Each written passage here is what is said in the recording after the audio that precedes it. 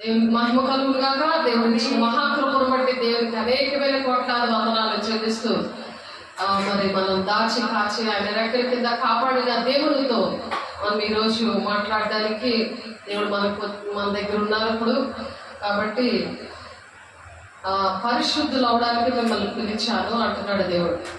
మనం ఎలాగున్నామో సరి చేసుకున్నాము. దేవుడు వెళ్ళారా మరొక సమయాన్ని దేవుడు ఇచ్చినందుకు దేవుని ఆత్మతో సత్యంతో ఆరాధిద్దాము.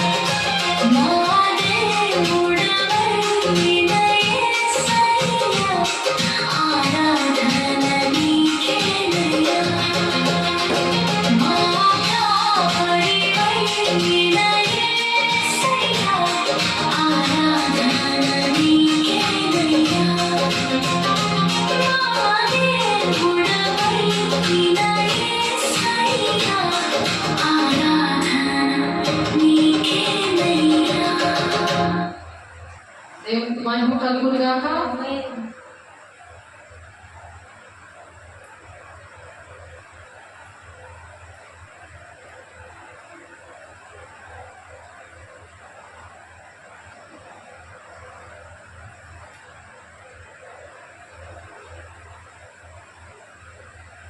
చూద్దాము.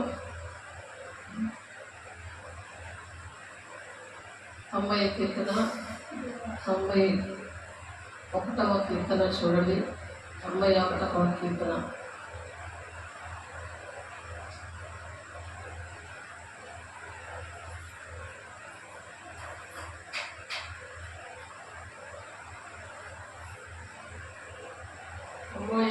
కీర్తన 4వ వచనం.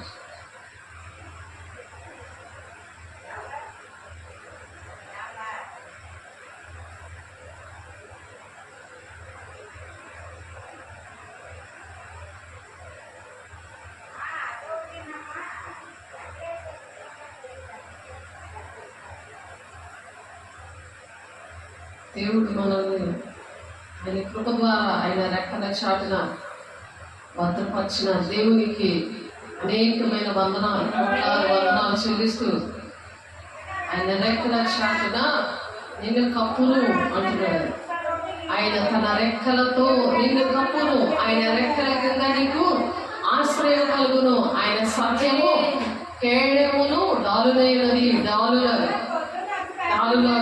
అది కాపాడుతూ ఉంది. ఈ కృపకాలంలో మనం పాపము చేసినప్పటికీ, మనము దేవుని మాట వినలేనప్పటికీ, ఎవరైతే ఉన్నారో దేవుడు పరిశుద్ధులుగా ఉండకే పిలిచాడు కానీ మరి అపవిత్రులుగా ఉండడానికి పిలవలేదు.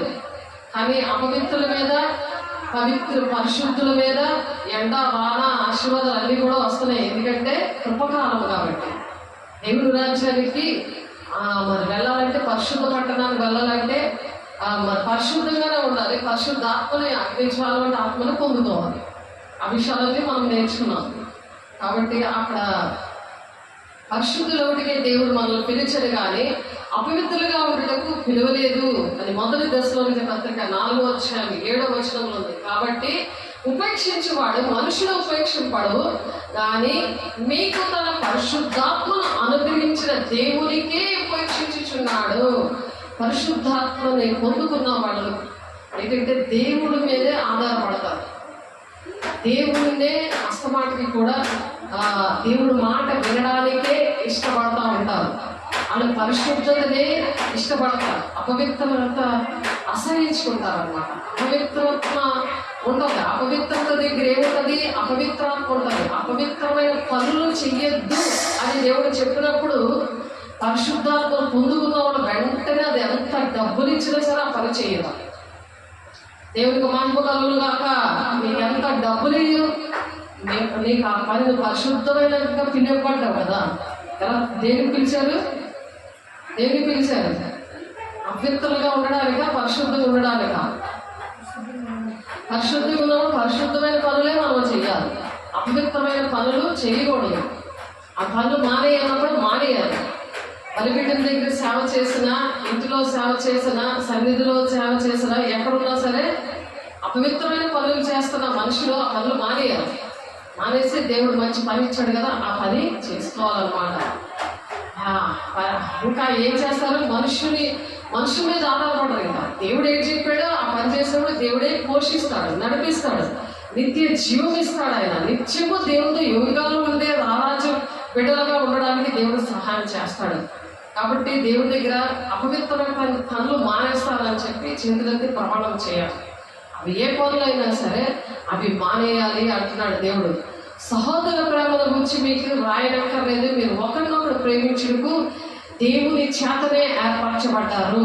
పరిశుద్ధాలను పొందుకుంటారే కానీ దేవుని మాట వినకుండా అవధేయుడిగా ఉంటారు. పొందుకుంటున్నారు కదా అంటే అది కృప. అది ఈ కృపకాలంలో నేను పాపము చేసిన నీతో ఉండడానికి నాకు కృపను ఇచ్చావని పాట పాడుకున్నాము.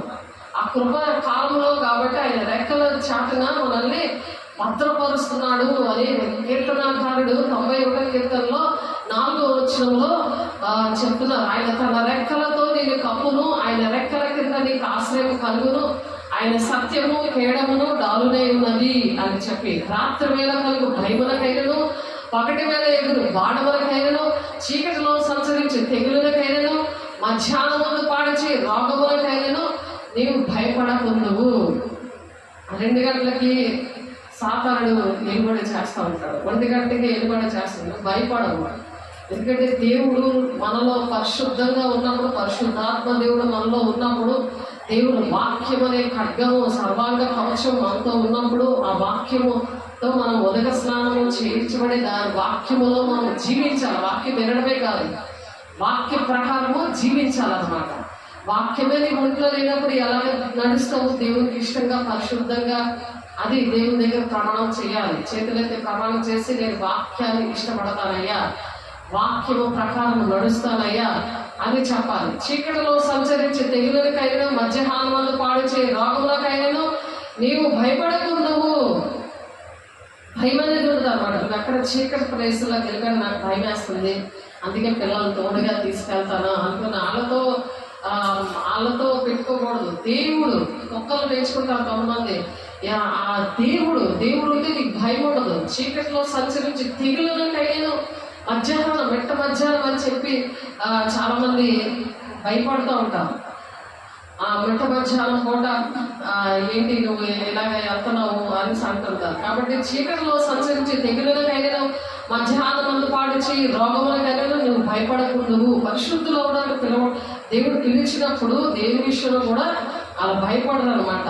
ఆ మధ్యాహ్న కాలం సమయంలో కూడా 2 గంటల ఆ టైంలో, 1 గంటల టైంలోనే ఎలా ఉంటుందంటే, నీ ప్రక్కన 1000 మంది పడినను, నీ కుడి ప్రక్కన 10,000 మంది కూలినను అపాయము నీ వద్దకు రాదు. ఎందుకంటే దుష్టుడు కొట్టకుండా తను తాను భద్రము చేసుకుంటావు కాబట్టి. దేవుడు మూలంగా నేను పుట్టాను, దేవుడు నాలో ఉన్నాడు అని కాదు, పరిశుద్ధాత్మ పొందుకొని దుష్టుడు ముట్టకుండా అలా భద్రం చేసుకోవాలి. దేవుడు పిలుపు దర్శనం ఏంటి, దేవుడు ఏ విషయంలో నేను పిలిచాడు, ఆ విషయంలో ఒక దాహము కలిగి ఉండాలి. కాబట్టి ఎప్పుడైతే అలా ఉంటారో భక్తిహీనులకు ప్రతిఫలం కలుగుతుంది. భక్తిహీనులు ఎవరైతే ఉన్నారో వాళ్ళు కళ్ళు కలుగుతూ ఉంటారు. భక్తిహీనులు అయితే వాళ్ళు ఎంతో గంతులేస్తూ ఉంటారు. వాళ్ళు మరి వీళ్ళకి ఏదైనా కీడు జరిగిందంటే దేవుడి పిల్లలకి వాళ్ళకి చాలా ఆనందం, వాళ్ళ బాగుపడడం ఇష్టం ఉండదు. అలాగా ఈరోజు ఒక ఆమెకి ఎక్కడ విజయవాడలో ఉంది, ఆ నా ఆత్మీయ బిడ్డ, తనకి ఆ కళలో దేవుడు చూపించాడు. సంగమునకు వెలుపటి వారి ఎడల మర్యాదగా నడుచుకొనుచు మీకేమీ కొదువ లేకుండానట్లు మేము మీకు ఆజ్ఞాపించిన ప్రకారము మీరు పరుల జోలికి పోవద్దు అంటాడు. పరుల జోలికి వెళ్ళిపోకూడదు. మనం ఎలా ఉండాలి? సంగమునకు వెలుపటి వారి ఎడల మర్యాదగా నడుచుకోవాలి. వాళ్ళతో మనం ఏంటంటే వాళ్ళ శరీరానుసారులు కాబట్టి వాళ్ళతోటి ఎక్కువ మాట్లాడకూడదు. అందుకనే దేవుడు ఆజ్ఞాపిస్తారు, మీకు ఆజ్ఞాపించిన ప్రకారం మీరు పరుల జోలికి పోక మీ సొంత కార్యము జరిపించుకుంటూ ఎందును మీ చేతులతో పని చేయటి ఎందును ఆశ కలిగి ఉండవాలని మిమ్మల్ని హెచ్చరిస్తున్నాను. సోమపోతులకు తినుకొని పడుకుని పోయేది కాదు. దేవుడి పని చేసినా ఏసయ్య మరి వండరికి పని చేశారు, మరి చక్కగా దేవుని రాజ్యాన్ని కట్టారు. అవును కూడా డేరాలు కట్టాడు, చక్కగా అన్ని కూడా చూసుకున్నాడు కొంతకాలం. మరి చక్కగా మరి నేను కూడా బీసెంట్లోని మరి బీసెంట్లో నేను టీచర్గా చేశాను. బీసెంట్ స్కూల్లో, భాష్యం స్కూల్లో టీచర్గా చేశాను. ఆంధ్ర బ్యాంకులో చేశాను. నన్ను సంపూర్ణమైన సేవలోకి దేవుడు తీసుకొచ్చాక సంపూర్ణ సేవలో నన్ను దేవుడు స్థిరపరిచాడు. దేవునికి మహిమ కలుగును గాక.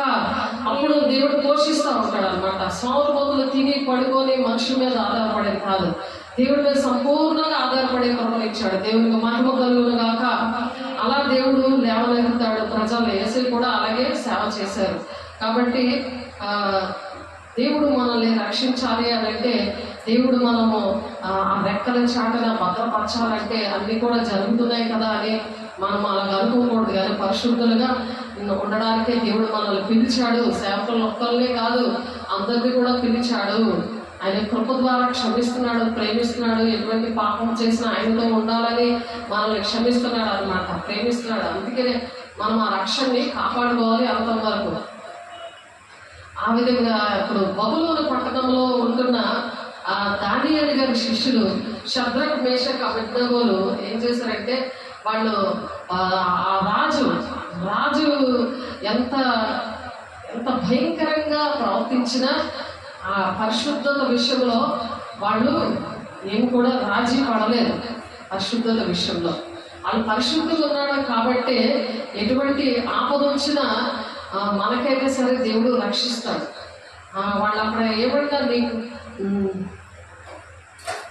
మేము సేవించుచున్న దేవుడు మండుచున్న వేడిమి గల ఈ అగ్నిలో నుండి మమ్మల్ని తప్పించి రక్షించుటకు సమర్థుడు అంటున్నారు. ప్రతి వాళ్ళు ఏంటంటే డబ్బుల కోసం అనేసి మరి అపవిత్రమైన పనులు చేస్తూ ఉంటారు. డబ్బులు వచ్చేస్తేనే ఉదయం లేసి పరిగెట్టడము, ఇంట్లో బాధ వస్తుంటే బాధ, అది కడుక్కోవడాలు, తుడుచుకోవడాలు, పరిశుద్ధంగా ఉండడం. వాళ్ళు కూడా అలాంటి బాధగా పడ్డారు.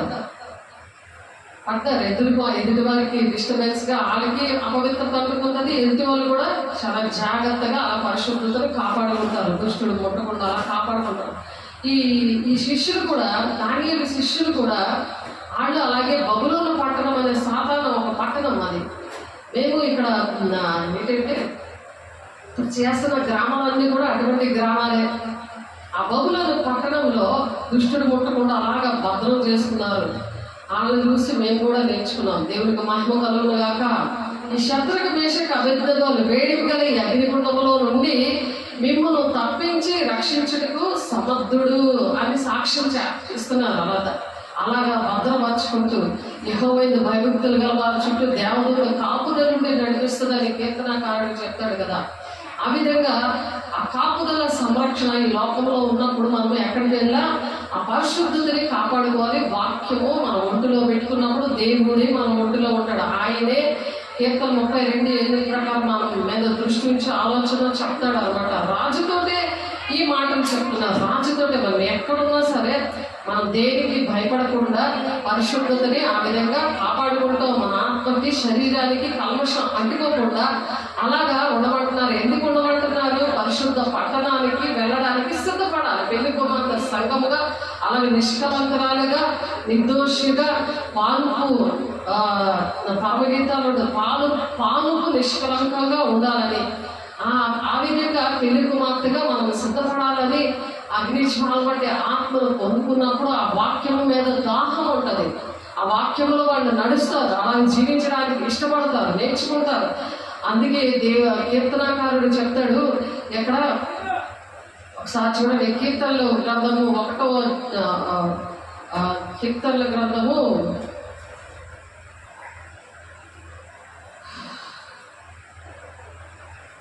1వ అధ్యాయము చక్కగా మనకు వచ్చిందే, కంఠస్థం వచ్చిందే.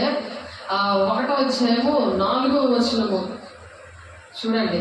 అతడు చేయనదంతయు సఫలమగును.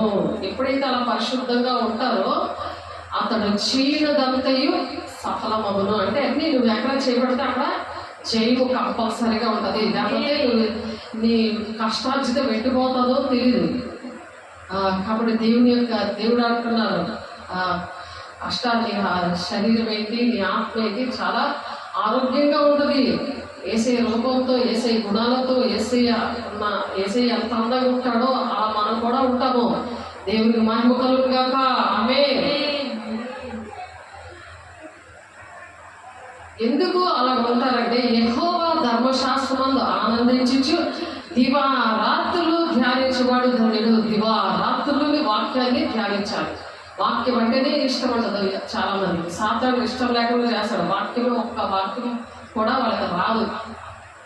పరిశుద్ధాత్మను పొందుకున్నాం కదా అని ఒక భ్రమలో ఉండిపోతారు. అలా ఉండకుండా వాక్యం అనేది ఒంటిలో ఉండాలి. దుష్టులు అలా ఉండగా గాలికి చెదరగొట్టు పొట్టువలే ఉందరు, వాళ్ళ పొట్టులా ఎగిరిపోతారు అనమాట. కష్టం వస్తే దేవుని ఆశ్రయించలేరు, సేవకులతో ఉండలేరు. కాబట్టి న్యాయ విమర్శలో దుష్టులను, నీతిమంతుల సభలో పాపులను నిలువరు.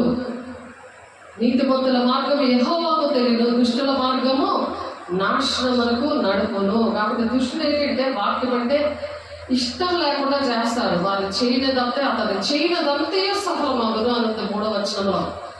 ఎందుకంటే నీటి కాలంలో ఎవరన్నా నాటపడతాడు. నీటి కాలంలో ఎవరు నీరంటే ఏంటి?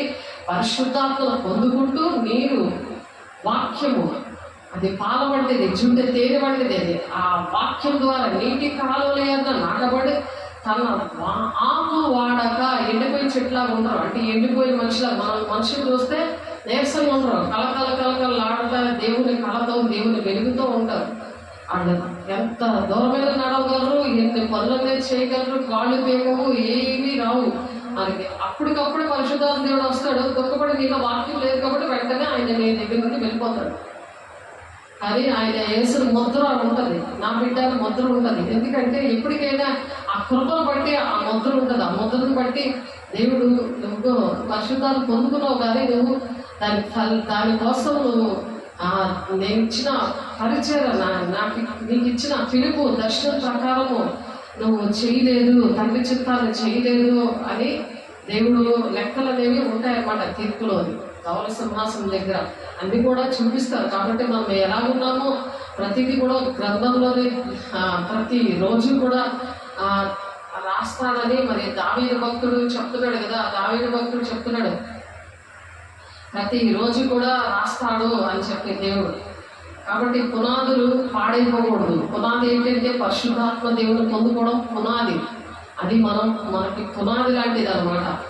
దాని మీద ఏంటి కట్టావు, నీకు ఇచ్చినందుకు, నువ్వు పరిశుద్ధాత్మ నీకు ఇచ్చినందుకు నువ్వేం చేశావు అని, ఏమి చెయ్యాలన్నా, పరిచర్య చేయాలన్నా, ఏ పరిచర్య చేయాలన్నా సరే ఆ వాక్యం అనేది ఫలించాలి. ఫలిస్తాము వాక్యంలో.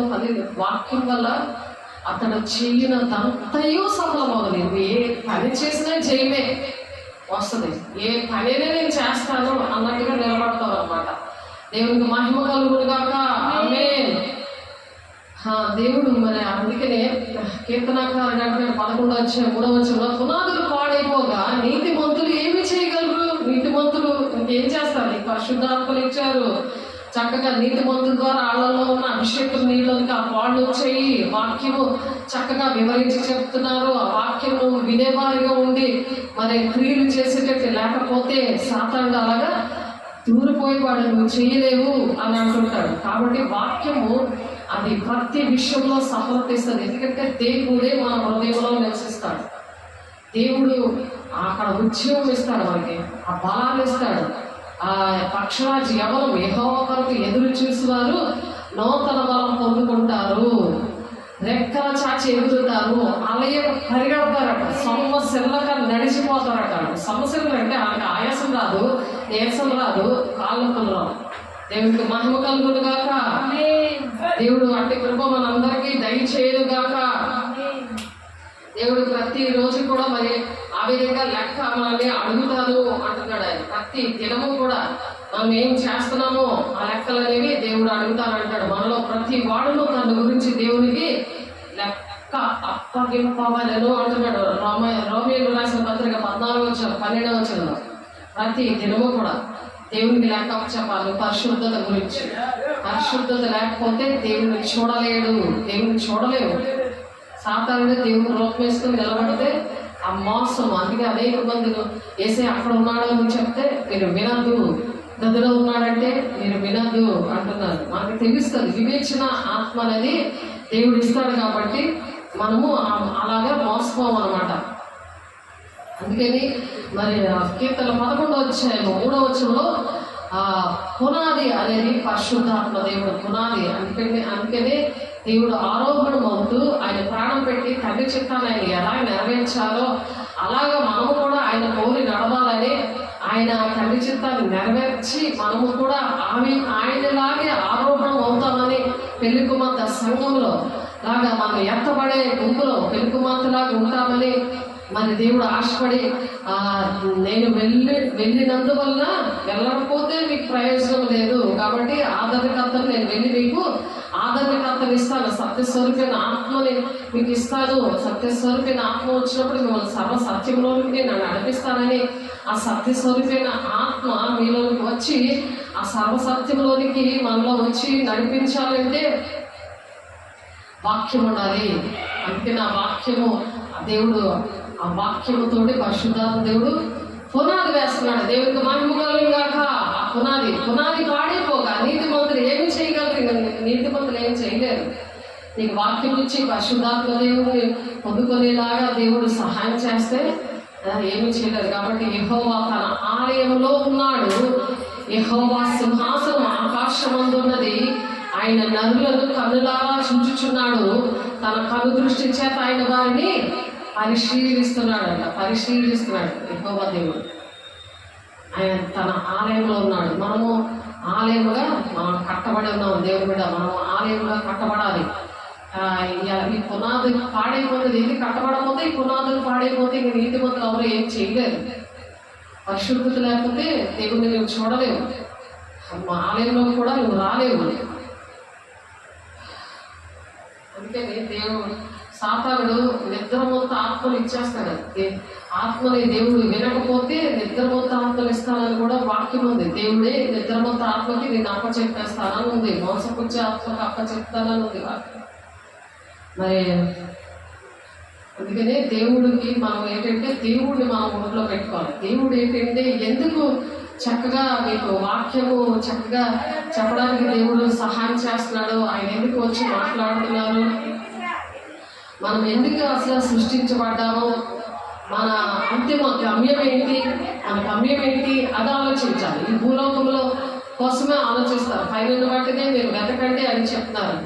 కాబట్టి మనము క్రీస్తు ద్వారా క్రీస్తు కొరకు మనం సృష్టించబడ్డాము. ఎందుకు సృష్టించబడ్డాము చెప్పండి? ఎందుకు సృష్టించబడ్డాము? మనము క్రీస్తు ద్వారా క్రీస్తు కొరకు సృష్టించబడ్డాము. దేవుని కోసం మనం సృష్టించబడ్డాము. అందుకే దేవుని రూపంలో మనం పుట్టాము. అది కొలస్సీలు రాసిన పత్రిక 1వ అధ్యాయము 16వ వచనంలో ఉంది. ఒకసారి చూద్దాం. కొలస్సీలు రాసిన పత్రిక రాసుకోండి. మనం ఎందుకు సృష్టించబడ్డాము అంటే మీకు చెప్పగలిగి ఉండాలి. దేవుడు ఎందుకు మనల్ని సృష్టించాడు? తిని పడుకొని ఇల్లు కొట్టుకొని పెళ్లిళ్ళు చేసుకొని ఇవన్నీ కాదు. ఏంటంటే ఈ భూలోకంలో ఉండిపోతాయి. అవన్నీ దేవుడికి తెలుసు. అవి ఎప్పుడు చేయాలో ఏది చేయాలో మనం ఏ విషయంలో కూడా చింత పెట్టుకునే పని లేదు.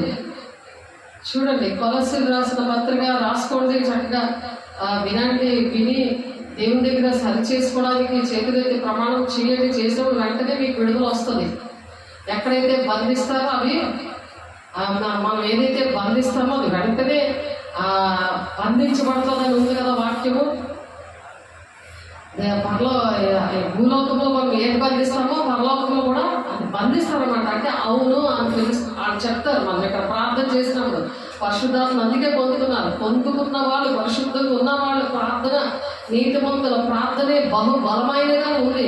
యాకోబు 5వ అధ్యాయం, మొదటి పేతురు 3వ అధ్యాయంలో నీతిమంతుల ప్రార్థన అయితే నేను చెవులు పెట్టి వింటున్నానని ఉంది. అందుకని పరిశుద్ధంగా ఉండడానికి మనల్ని పిలిచారు. సేవకులు ఒక్కళ్ళే పిలిచారని సాతానుడు మీకు చెప్తా ఉంటాడు. దెయ్యముల బోధ దగ్గర మనం మనసు పెట్టకూడదు. దేవుని బిడ్డ దేవుడు చెప్తున్నాడా, దెయ్యం చెప్తుందా అది గమనించగలాలి అంటే పరిశుద్ధాత్మ దేవుడు ఉండాలి. పవిత్రత అనేది ఉండాలి. కొలస్సీలు రాసిన పత్రిక 1వ అధ్యాయము 16వ వచనం, ఏలయనగా ఆకాశముందున్నవి భూమి అందున్నవి దృశ్యమైనవి గాని అదృశ్యమైనవి గాని అవి సింహాసనములైనను ప్రభుత్వములైనను ప్రధానులైనను అధికారులైనను సర్వమును ఆయన సృజించబడెను. సర్వమును ఆయన ద్వారాను ఆయన బట్టి సృజింపబడెను. ఆయన అన్నిటికంటే ముందుగా ఉన్నవాడు. ఆయనే సమస్తమునకు ఆధారభూతుడు. సంగమును శరీరమునకు ఆయనే శిరస్సు. దేవుడు మనకి శిరస్సుగా ఉన్నాడు. ఆయనే శిరస్సు, సంఘానికి శిరస్సుగా ఉన్నాడు. ఆయనకి అన్నిటిలో ప్రాముఖ్యము కలుగు నిమిత్తం ఆయన ఆది అయి ఉండి మృతుల్లో నుండి లేచుటలో ఆది సంబోధుడాయను. ఆయన మృతుల్లో నుంచి లేచాడు. అలాగే మన పాపములన్నింటిలో కూడా మనము చనిపోయాము. ఆయన సిలువలో మనం చనిపోయాము. ఇప్పుడు జీవిస్తుంది నేను కాదు, నాలో క్రీస్తే జీవిస్తున్నాడు అని పౌలు చెప్పినట్లుగా మనం త్యాగం చేసి చెప్పగలిగి ఉండాలి. ఆమేన్. నాలో నేను జీవిస్తున్న నేను కాదు, నాలో క్రీస్తు జీవిస్తున్నాడని అటువంటి కార్యాలు చెయ్యాలి. అది ఆయనలో జీవించడం అంటే. వాక్యం వినడం ఒక్కటే కాదు, దేవుని బిడ్డ ఆయన యందు సర్వ సంపూర్ణత నివసింపవలెనని ఆయన శిలువ రక్తం చేత సంధి చేసి ఆయన ద్వారా సమస్తము, అవి భూలోకమందున్నవైనా పరలోకమందున్నవైనా వాటినన్నిటినీ ఆయన ద్వారా తనతో సమాధాన పరచుకోవడం వలనని తండ్రికి అభిష్టమాయను. తండ్రికి అభిష్టమైంది. తండ్రికి సమాధాన పరచాలని, ఆయన ద్వారా తనతో సమాధాన పరచుకోవాలని. నువ్వు అపవిత్రమైన పనులు మానే అని చెప్తే, నువ్వు రాకుమార్తెగా చెప్తే దానికోసమే అనక ముందు కింద మీద పడిపోకూడదు. నేను చెయ్యని ప్రభావాన్ని దేవుని దగ్గర ప్రమాణం చేయాలి. అప్పుడే 2 సార్లు చెప్పినా వినకపోతే దేవునితో సమాధానం కుదరదు కదా. పరలోకమందున్నవైనను వాటినన్నిటినీ ఆయన ద్వారా తనతో సమాధానం పరచుకోవాలని. దేవుడితో సమాధానం పడాలి. నీ మాట వింటానయ్యా, నీకు లోబడతానయ్యా అని దేవుడితో సమాధానం పడాలి. ధనాపేక్షతో పరిగెట్టడం కాదు. వాటినన్నిటినీ ఆయన ద్వారా తనతో సమాధానం పరచుకోవడం వల్లని తండ్రికి అభిష్టమైన. తండ్రికి ఇష్టము పవిత్రమైన పనులు చేసి పవిత్రంగా ఉండాలని. మరియు గత కాలంలో దేవునికి దూరస్తులు మీ దుష్క్రియల వల్ల మీ మనసులో విరోధ భావము గలవారై ఉండి మిమ్మును కూడా తన సన్నిధిని పరిశుద్ధులుగాను నిర్దోషులుగాను నిరపరాధులుగాను నిలవబెట్టడానికి ఆయన మాంసయుక్తమైన దేహమందు మరణము వల్ల ఇప్పుడు మిమ్మల్ని సమాధానపరిచాడు. ఆయన ఎందుకు ప్రాణం పెట్టాడు? అపవిత్రులు అవడానికి పిలవలేదు, పరిశుద్ధులు అవడానికే పిలిచాడు ఆయన. పునాది మీద కట్టబడిన వారి స్థిరముగా ఉండి అటువంటి పునాదులు పాడైపోతున్నాయని ఎందుకు దావీదు చెప్తున్నాడు? ముందుగా ఎందుకు ప్రవచించాడు? కీర్తనాకారుడు దావీదు చిగురు, దావీదు కుమారుడిగా యేసే వచ్చి ఆయన ప్రాణాలు పెట్టారు. ఆ పునాది మీద కట్టబడిన వారి స్థిరముగా ఉండి మీరు విన్నట్టు ఆకాశం క్రింద ఉన్న సమస్త సృష్టికి ప్రకటింపబడినట్టు ఈ సువార్త వల్ల పలు నిరీక్షణ నుండి తొలగిపోక, ఈ సువార్త దేవుని యొక్క శుభవార్త నుండి ఈ శుభవార్తలు దేవుడు చెప్పిస్తుంటే అందులో నుంచి మీరు తొలగిపోక విశ్వాసం ఉంది నిలిచింది లేడనా? విశ్వాసం ఉండాలి. దేవుడు నన్ను పోషిస్తాడు, నన్ను నడిపిస్తాడు, దేవుడు ఏది చెప్తాది చేస్తాను. ప్రాణం పోయినా దేవునికి ఇష్టంగా నేను ఉంటాను, నా ప్రాణ ప్రియుడితో ఉంటాను. ప్రాణం పోయినా నేను వాక్యం అనే దేవుడు విడిచిపెట్టను. వాక్యంలో ఉన్నట్టే నడుస్తున్నానా లేదా అది చూసుకుంటాను. వినేటట్టుగానే ఉన్నాను కానీ నేను చేసేటట్టు లేను, వినేటట్టుగానే ఉన్నాను. వింటున్నాను కానీ చెయ్యట్లేదు. దేవుడు మాట తగినట్లుగా నేను ఉండట్లేదు. దేవుడు నాతో మాట్లాడినా నేను విధేయతను చూపించట్లేదు అని దేవుని దగ్గర చేతులైతే ప్రమాణం చేయలేదు. దేవుని బిడ్డ ఆ నిరీక్షణ నుండి తొలగిపోక విశ్వాసం ఉంది నిలిచి ఉండి ఎడల ఇది మీకు కలుగును అని చెప్తున్న దేవునికి పరిచారకులుగా ఆ విధంగా మనం ఉండాలి. అప్పుడు నీ పక్కన 1000 మంది పడినా, ఇప్పుడు పక్కన 10,000 మంది కూలినా సరే ఆ పాయింట్ దగ్గరికి రాదు. ఆయన రెక్కల చాటను నేను దాస్తాడు. అందుకే అదే పాట పాడుతున్నాం. నేను పనులు చేసిన, అపవిత్రమైన పనులు చేసిన నన్ను క్షమించి నన్ను దేవుని రాజ్యానికి తీసుకెళ్ళడానికి, దేవుని బిడ్డగా నన్ను ఉంచడానికి రాకుమార్తెగా మంచి గుర్రము, బయటి గుర్రము పరలోక రాజ్యము నుండి అది దేవుని రాజ్యంలోకి రావడానికి, అది అక్కడ ఆలయం గురించి మనం చెప్పుకుందాం. 4వ మందిరము దేవుడే కడుతున్నాడు, కట్టడానికి వస్తున్నాడు. 4వ మందిరం అక్కడ మనం తెల్ల గుర్రాల మీద మనం పరలోకం నుండి వస్తాం. అక్కడ ఆలయం భూలోకంలో కట్టడానికి ఇష్టపడుతున్నాడు. 2030వ సంవత్సరానికి 3వ దేవాలయం కట్టబడుతుంది ఇశ్రాయేలు ద్వారా. నీవు కళ్ళారా చూచుచుండగా భక్తిహీనులకు ప్రతిఫలం కలుగుతుంది. మన కళ్ళారా చూస్తుండగా విడవబడతారు. ఎవరైతే పవిత్రంగా ఉంటారో, పరిశుద్ధంగా ఉంటారో, దేవుని ఆజ్ఞ పాటించి దేవుని మాటలు వింటారో, విధేయత చూపిస్తారో, నాకు డబ్బులు ఖర్చు అయిపోతాయి, ఒక్కరోజు కూడా చర్చికి రావడానికి మనసు రావట్లేదు. డబ్బు ఆశలోని కోటీశ్వర్లు అయిపోవడానికి డబ్బుతోనే ఉంటున్నారు, కానీ దేవుని డబ్బులే దొంగిలించే వారిగా ఉంటున్నారే కానీ సాకారుల పేరు జీవగ్రంథం ఉంటాయి, కానీ సాకరిద్దాం దేవుని డబ్బులు ఇచ్చేసి అవి శాపగ్రస్తులు అని మలాకి 3:9 చెప్తున్నా సరే అవిధేయత. దేవుడు విధేయత నేర్చుకున్నాడు. ఆయన శిలువ ద్వారా ఆయనకు విధేయత చూపించాడు. మహిమనంతా విడిచిపెట్టి వచ్చాడు, పరలోక రాజ్యాన్ని విడిచిపెట్టి వచ్చేసాడు. ఆయన తండ్రి చిత్తాన్ని నెరవేర్చి ఆయన తండ్రి కుడి పార్శ్వాన కూర్చొని పరిశుద్ధుల కోసం విజ్ఞాపన చేస్తున్నాడు. నువ్వు పరిశుద్ధంగా ఉంటే నువ్వు ఎన్ని కష్టాలు ఉన్నా, ఎన్ని బాధల్లో ఉన్నా సరే, దేవుని వాక్యం అంటే నాకు ప్రాణం, ఆ వాక్యం ప్రకారం నేను నడుస్తాను. ఆ సత్యస్వరూపైన ఆత్మ వచ్చినప్పుడు అప్పుడు వస్తుంది సత్యస్వరూపైన ఆత్మ నీలోనికి. అది సర్వ సత్యంలోకి నడిపిస్తుంది. అదే విశ్వాసం ఇస్తాడు. విశ్వాసం అనేది ఆ విధంగా వస్తుంది. ఒక నిరీక్షణ ఇస్తాడు దేవుడు. ఇస్తాడు. ఒక అమ్మాయి ఉండేది. అమ్మాయికి ఫస్ట్ బాప్తిస్మం ఇవ్వడానికి దేవుడు సహాయం చేశాడు. దేవుడు ఒక 15 సంవత్సరాలు అవుతుందేమో. ఆమెతో దేవుడు మరి కాలేజీలో మాట్లాడాడు.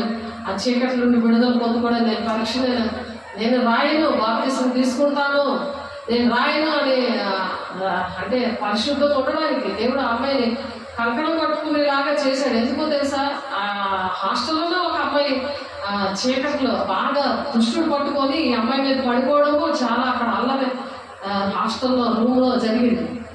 వెంటనే నాకు ఉదయం 7 గంటల ఫోన్ వచ్చింది. వెంటనే పాస్టర్ గారు మీరు వైజాగ్ వచ్చేయండి, పాప ఈ పరిస్థితి బాగలేదు అని అంటే నేను ఎందుకు ఏమీ అడగలేదు. నేను వెంటనే రెడీ అయిపోతున్నప్పుడు నన్ను బయట సారి కట్టుకోమని దేవుడు నాకు చెప్తున్నారు. అక్కడ నాకే తెలియదు, నాకు ఈ విషయాలు కూడా. తనతో నేను వెళ్తున్నప్పుడు ఆటోలో సముద్రం చూసి అమ్మాయి నాకు బాప్తిస్మం ఇవ్వండి అని అడిగింది. అమ్మాయికి బాప్తిస్మం ఇచ్చినప్పుడు అమ్మాయితో పాటు మా అమ్మాయి ఇంకొక ఇంకా ఉన్నారు కొంతమంది నా ఆత్మీయ పిల్లలు, వాళ్ళు కూడా బాప్తిస్మం తీసుకున్నారు. ఆ అమ్మాయి చెప్పింది ఇంకొక ఆమె గవర్నమెంట్ ఎంప్లాయీ. ఆ అమ్మాయితో చెప్పింది ఏంటంటే విశ్వాసము నిరీక్షణ మీకు ఉండాలి అని చెప్పింది. ఆమె ఎప్పుడు చెప్పిందో ఇప్పుడు వరకు కూడా విశ్వాసం నిరీక్షణ గవర్నమెంట్ ఎంప్లాయీ లేదు. ఎంత సంపాదించినా సరే ఇంకా ధనాపేక్షతోనే ఉంది. కానీ ఆమె అలాగుంది. కానీ ఎందుకంటే విశ్వాసం ఒక నిరీక్షణ వస్తుంది.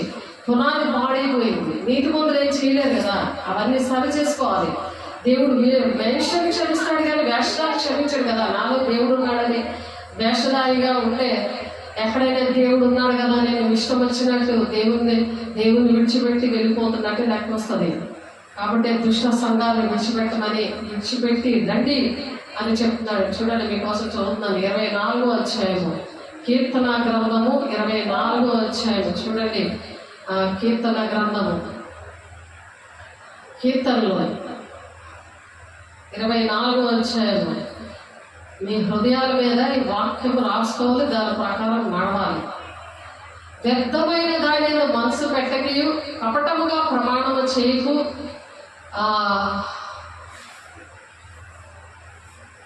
నిర్దోషమైన చేతులను శుద్ధమైన హృదయమును కలిగి ఉండువాడే వాడు యెహోవా వలన ఆశీర్వాదమునందును, తన రక్షకుడైన దేవుడి వల్ల నిత్య నీతిమత్వమునందును.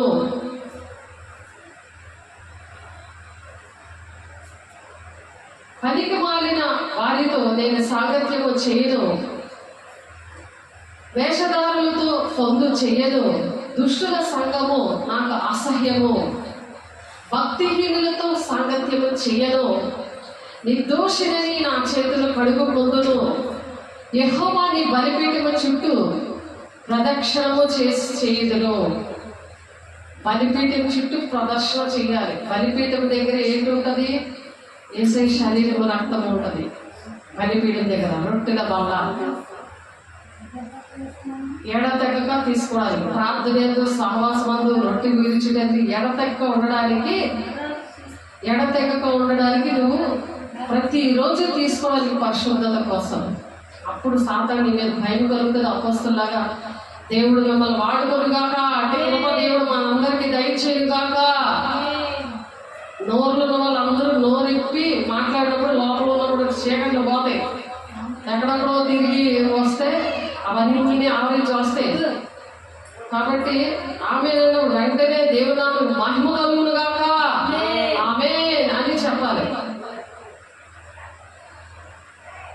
అందుకని భక్తి అనేది ఎక్కడ నేర్చుకోవాలి అని ఆలోచించాలి. మీరు ఎక్కడ బాప్తీసం తీసుకున్నారో, ఎక్కడ దేవుడు మీకు మారు మనసు, రక్షణ, మీకు అద్భుత కార్యాలు జరిగాయో. శిష్యులకి అద్భుత కార్యాలు ఎందుకు చేశారో తెలుసా? శిష్యుల విషయంలో యేసయ్య ఎందుకు చేశారు అద్భుత కార్యాలు? వాళ్ళు శిష్యులుగా ఉంటారని, యేసయ్యకి శిష్యులుగా ఉంటారని, జీవితాంతం వాళ్ళతో ఉంటారని. ఓన్లీ ధనాపేక్షతో ఇస్కరియోతు ద్రోహం ఎలా చేశాడో అలా మీరు చేస్తున్నారు. భక్తిహీనులకి ప్రతిఫలం కలుగుతుందట. నీవు కన్నులారా చూస్తుండగా భక్తిహీనులకి ప్రతిఫలము కలుగును. ఆ ప్రతిఫలం ఏంటి? అది పునాదులు పాడైపోతే నీతిమంతులు ఇంకేం చేయలేరు. ఆ నీతిమంతులు చేస్తారులే, వాళ్ళకి జీతం ఇచ్చినట్టు దేవుడు డబ్బులు ఇవ్వచ్చులే అని సాతానుడు స్టార్టింగ్ నుండి అదే గురి మీద ఉంది. ఆ సాతాను బలంగా పట్టేసి ఎన్ని కార్యాలు దేవుడు చేశాడో, అద్భుత కార్యాలు చేసినా వాళ్ళు అలాగే ఉన్నారు. శిష్యులుగా మారడానికి ఇష్టపడట్లేదు. కానీ భక్తిహీనులకు ప్రతిఫలం కలుగుతారట. యెహోవా నీవే నా ఆశ్రయము అని నీవు మహోన్నతుడైన దేవుడు నీకు నివాస స్థలంగా చేసుకొని ఉన్నావు. మహోన్నతుడైన దేవుని నివాస స్థలంగా చేసుకోవాలి మనం. నీవే నా ఆశ్రయము అని నీవు మహోన్నతుడైన దేవుడిని మనం అయితే ఆశ్రయంగా చేసుకోవాలి. మనుషులు మనం ఆశ్రయంగా చేసుకోకూడదు. మనుషుల మీద ఆధారపడి దేవుని రాజ్యాన్ని కట్టడానికి నువ్వు అడ్డుగొండగా ఉన్నావు. దేవుని రాజ్యం కట్టడానికి కదా దేవుని డబ్బులు వాడాలి. అవి ఎందుకు దేవుడు ఇమ్మన్నారు? ఎందుకు దేవుడు శాపగ్రస్తులు అని రాశారు అక్కడ? అది ఆలోచించండి దేవుని బిడ్డలారా.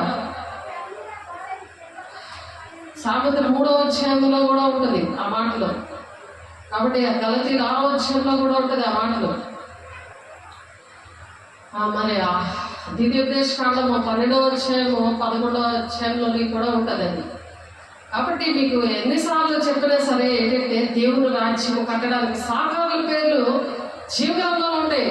ప్రతి సంవత్సరానికి 3 సార్లు అందుకే రావాలి. సంఘం విషయంలో బాధ్యతలు వహించడానికి. దూరంగా ఉన్నా సరే వంకలు పెడతాడు సాతానుడు. నేను దూరంగా ఉన్నా, ఎక్కడైనా దేవుడు ఉన్నాడు లే అని అంటే ఆలోచించండి. దెయ్యముల బోధ ఉంటుంది. దేవుని దానివల్ల మోసపరచబడతానుంది. మరి ఏ విషయాలు చెప్తున్నారో అవి గమనించడానికి అవి ఏ ఆత్మలో పరీక్షించుకోమని చెప్తున్నాడు దేవుడు. అది మీరు ఆలోచించాలి. అనేక సార్లు చెప్తున్నా లోబడిన వారికి శ్రమ ఉంది. ఎన్నిసార్లు చెప్పినా లోబడిన వారికి శ్రమ ఉంది. దేవుని మాటలు అది రోజు సువార్త ప్రకటించాలని చెప్తున్నాడు దేవుడు. సాక్ష్యం లేకపోతే సువార్త ప్రకటించలేరు. అభిషేకం లేకుండా సువార్త ప్రకటించలేదు. పునాది పాడైపోతే ప్రకటించలేరు. దేవుని బిడ్డ 1 తిమోతి పత్రిక చూడండి. 1 తిమోతి పత్రిక. వాక్యం లేకపోతే అలాంటి బోధనలు చిక్కుపడిపోతారు. దేవుడు ఎక్కడైనా ఉన్నాడులే అని దెయ్యము మాట్లాడుతుంది. అది నీకు ఇంపుగా ఉంటుంది. దేవుడు మాటలు అగ్గిలాగా ఉంటాయి. ఆయన బండను బద్దలు కొట్టే శుద్ధి వంటిది ఆయన మాటలు. అలా శుద్ధితో కొట్టినట్టు ఉంటుంది. దేవుని అభిషేకం లేకుండా ఉన్న వాళ్ళకి అది శుద్ధితో కొట్టినట్టు ఉంటుంది ఆ మాటలు. అగ్ని వంటిది. అది బండను బద్దలు కొట్టే శుద్ధి వంటిది. ఎందుకంటే ఆయన దహించు అగ్ని ఉన్నాడు ఆయన. అందుకు అశుద్ధాత్మ దేవుడు పొందుకుంటే అగ్నిజ్వాలం అంటే ఆత్మను పొందుకున్నప్పుడు దేవుడు మీకు ఆ కృప అనుగ్రహించిన గాక అప్పుడు తెలుస్తుంది ఈ మాటల విలువ. కాబట్టి మాటలు అనేవి వినాలి. ఇది నాకు విధేయత కానివాడు జీవము చూడగానే దేవుని యొక్క ఉగ్రత చూస్తాడా అని ఉంది. ఇవి దేవుని మాటలు కదా, నా మాటలు కాదు కదా.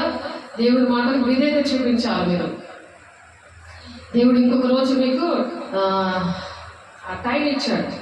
దేవుడు ఆ టైం ఇచ్చాడు. ఇంత కృపకాలం. మన దేవుడు ఏ టైంలో వస్తాడో తెలియదు. మనం సిద్ధంగా ఉండాలని దేవుడు ఈ కృపదినంలో మనకు దేవుడు ఇచ్చి సహాయం చేస్తున్నాడు. యోహాను 3వ అధ్యాయంలో దేవుని మాటలు ఎవరిలో ఉంటాయి? దేవుని ఆత్మ పొందుకున్న వారిలో ఉంటాయి. ఆ మాటలు రావాలి. కొరతలేని వాళ్ళ మాటలు ఆడుతుంటుంటే దేవుడు కొరతలేని ఆత్మతో నింపుతాడు.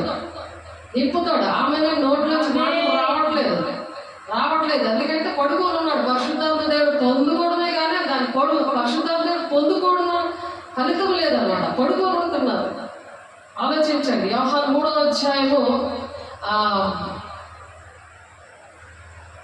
34వ వచనం. పరిశుద్ధులు అవడానికి పిలిచాడు కదా. అప్పుడు పరిశుద్ధంగా ఉండి మరి పరిశుద్ధాత్మ పొందుకునే దేవుడు చేశాడు కదా.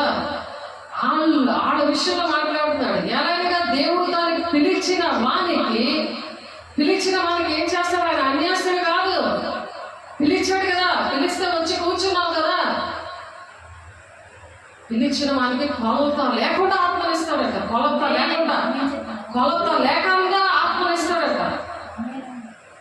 కొలత లేకుండా ఆత్మను అనుగ్రహించడు గనుక ఆయన దేవుని మాటలే పలుకును. దేవుని మాట ఒక్కటే నోట్లోంచి వస్తుందా? వాక్యం ఒక్కటే ఒంట్లో ఉంటే వస్తుంది. ఒంట్లో వాక్యం లేకపోతే ఎలా వస్తుంది ఆ వాక్యం? దేవుని మాటలే మనం పలకాలి. నోట్లోంచి వస్తే మనం మాటలు పలకాలి. ఆమె అవును గాక, నీకు ఇష్టం లేదు అలాగ అవ్వాలని. కాబట్టి పునాదులు పాడైపోకుండా దేవుడు భద్రపరుస్తున్నాడు. దేవునికి మహిమ కలుగును గాక. యారేగా దేవుడు తన పంపిన వానికి కొలత లేకుండా ఆత్మలు ఇస్తాడట. ఆయన దేవుడు మాటలే చెప్తారు. దేవుని ఆత్మ లేని వాళ్ళకి మంట వచ్చేస్తాం కదా. మాటలంటే ఆమె అనున్నా సరే నోరు పెగలకపోతే ఆ విషయంలో దేవుడు ఏమంటున్నారు? తండ్రి కుమారుని ప్రేమించుచున్నాడు కనుక ఆయన చేతికి సమస్తము అప్పగించాడు అనమాట. తండ్రి కుమారుడికి అప్పచెప్పాడు అంతా కూడా మనల్ని. ఆ కుమారుడు ఎలా నడుస్తే అలా నడవాలి. క్రీస్తు కలిగిన సంపూర్ణత కలవారు మగు వరకు మనము అన్ని విషయాలు ఎదగాలి. పరగుజ్జోలా ఉండకూడదు. ఇంకా నోట్లో ఏలేటుతో పడుకొని పాలు తాగుతూ ఇప్పుడైతే వచ్చాను నేను నోరు ఇప్పలేను అని అంటే కుదరదు అనమాట. పునాదులు పాడైపోతాయి. అప్పుడు నీతి మంతులు ఇంకేమి చేయలేరు. మీ సేవకులు ఏమీ చేయలేరు. ఎవరు ఏం చేయలేరు. కాబట్టి కుమారుని మీద విశ్వాసం ఉంచేవాడే. ఎవరైతే విశ్వాసం ఉంచాలి, దేవుని మీద విశ్వాసం ఉంచాలి. దేవుని మాటలు వస్తున్నప్పుడు మనము ఆమేనని చెప్పాలి. దేవుని ఆశీర్వాదాలు వస్తున్నప్పుడు ఆమేనని చెప్పాలి.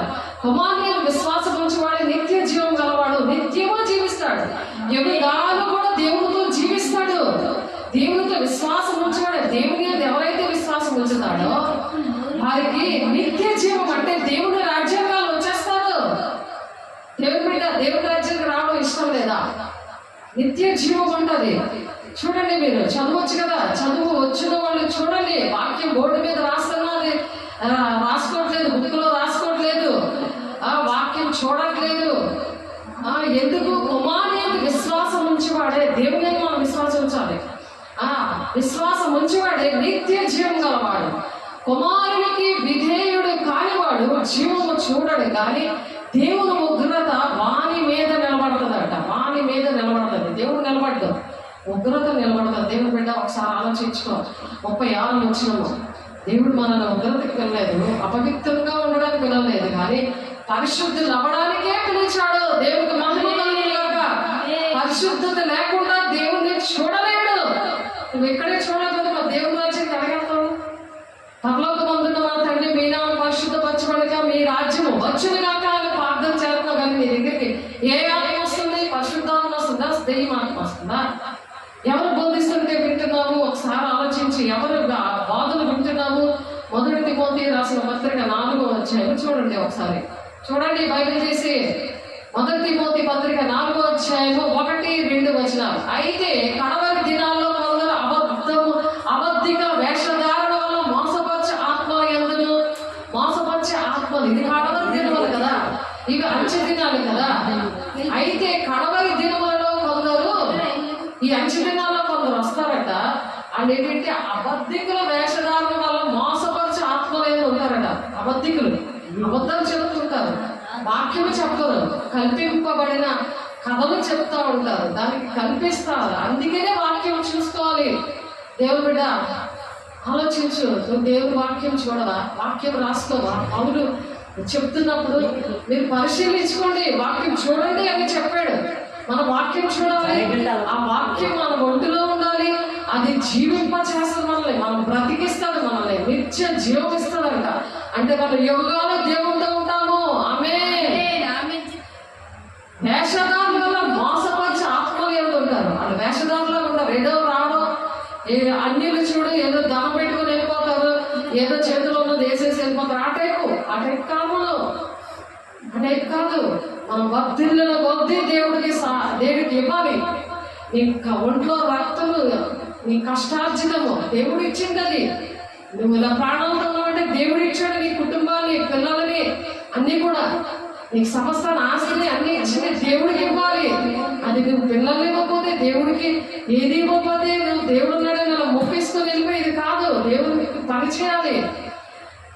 అందుకనే ఏమంటున్నారు, అయితే కడవరి దినాల్లో కొందరు అబద్ధికుల వేషధారణ వల్ల మోసపరచు ఆత్మల యందును దెయ్యముల బోధన యందును లక్ష్యముంచి విశ్వాస భ్రష్టులవుదురని ఆత్మ తేటగా చెప్పుచున్నాడు.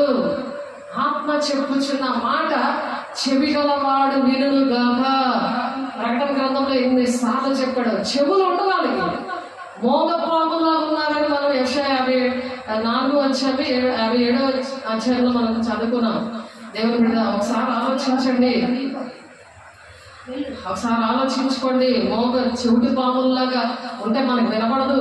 మరి వేసే మధ్యాకాశానికి వచ్చి బోరం మోగినా సరే మనకు వినపడదు. దేవుని బిడ్డ పునాదులు పాడు చేసుకోవద్దని పరిశుద్ధాత్మ దేవుడు ఎంత దుఃఖముతో చెప్తున్నారు. అందుకే యెహోవా మందిరంలో నాటబడిన వారే మన దేవుని ఆవరణములో వర్ధిల్లుదురు. సంవత్సరం 3 సార్లు అయినా రావాలి కదా, రోజు రావడానికి టైం లేదు కదా. దేవుడు ఆశీర్వదించేశాడు, దేవుడి కోసం నీకు టైం లేదు.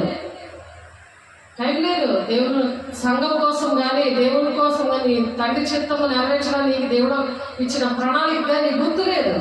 గుర్తు లేకుండా చదివి పాటిస్తాడు దేవుని బిడ్డ, అదంతా చదివేస్తాడు. అందుకనే హబక్కు 2వ అధ్యాయంలో రాసుకోమంటారు ప్రతి విషయాలు. దేవుడు నీకు ఏటేటి కార్యాలు చేశాడో, ఏమేమి మాటలు చెప్పారో, ఏ విధంగా నువ్వు నడవాలని చెప్పారో, అలా నీ కుటుంబాన్ని రక్షించుకుంటావు. నువ్వు ఉద్యోగం చేస్తున్న దగ్గర నువ్వు ఎక్కడైతే అడుగు పెడతావో, ఏ వీధిలో అడుగు పెడతావో, ఏ పట్టణంలో అడుగు పెడతావో, దేహం అనే దేవుని ఆలయము అక్కడ నిలబెడితే 2-3 ఉన్నదే సంఘం. అలా నువ్వు సంఘాన్ని కడతా ఉండాలి. అలా దేహము దేవుని ఆలయంగా తయారవుతూ ఉంటుంది. ఆ పునాదులు అప్పుడు పాడవు. మాట వినకపోతే పునాదులు పాడైపోతాయి. నీతిమంతులు ఏమీ చెయ్యలేరు. దేవుని బిడ్డ ఏమీ చెయ్యలేరు. మీరు సేవకుల వైపు చూస్తున్నారేమో, అందుకనే దేవుడి మాటలు మాట్లాడుతున్నారు, క్లారిటీ ఇస్తున్నారు మీకు. కాబట్టి దేవునికి మహిమ చెందిద్దాం, దేవునికి మహిమ కలుగును కాక. దేవా, మమ్మల్ని, మా బిడ్డల్ని మీరు దీవిస్తున్నారు దేవా, వినేవారిగా మీరు చేస్తున్నారయ్యా, మీకు వందనాలయ్యా. కాబట్టి మనం ఎలా ఉంటామంటే పునరుత్థానంలో పాలివారంగా ఉంటాం. పునరుత్థానంలో పాలివారం అవడం అంటే ఎత్తబడే గుంపులో ఉంటామని అర్థం. మనకి మరణం ఉండదు. వాక్యం గ్రహించే శక్తి ఉంటుంది.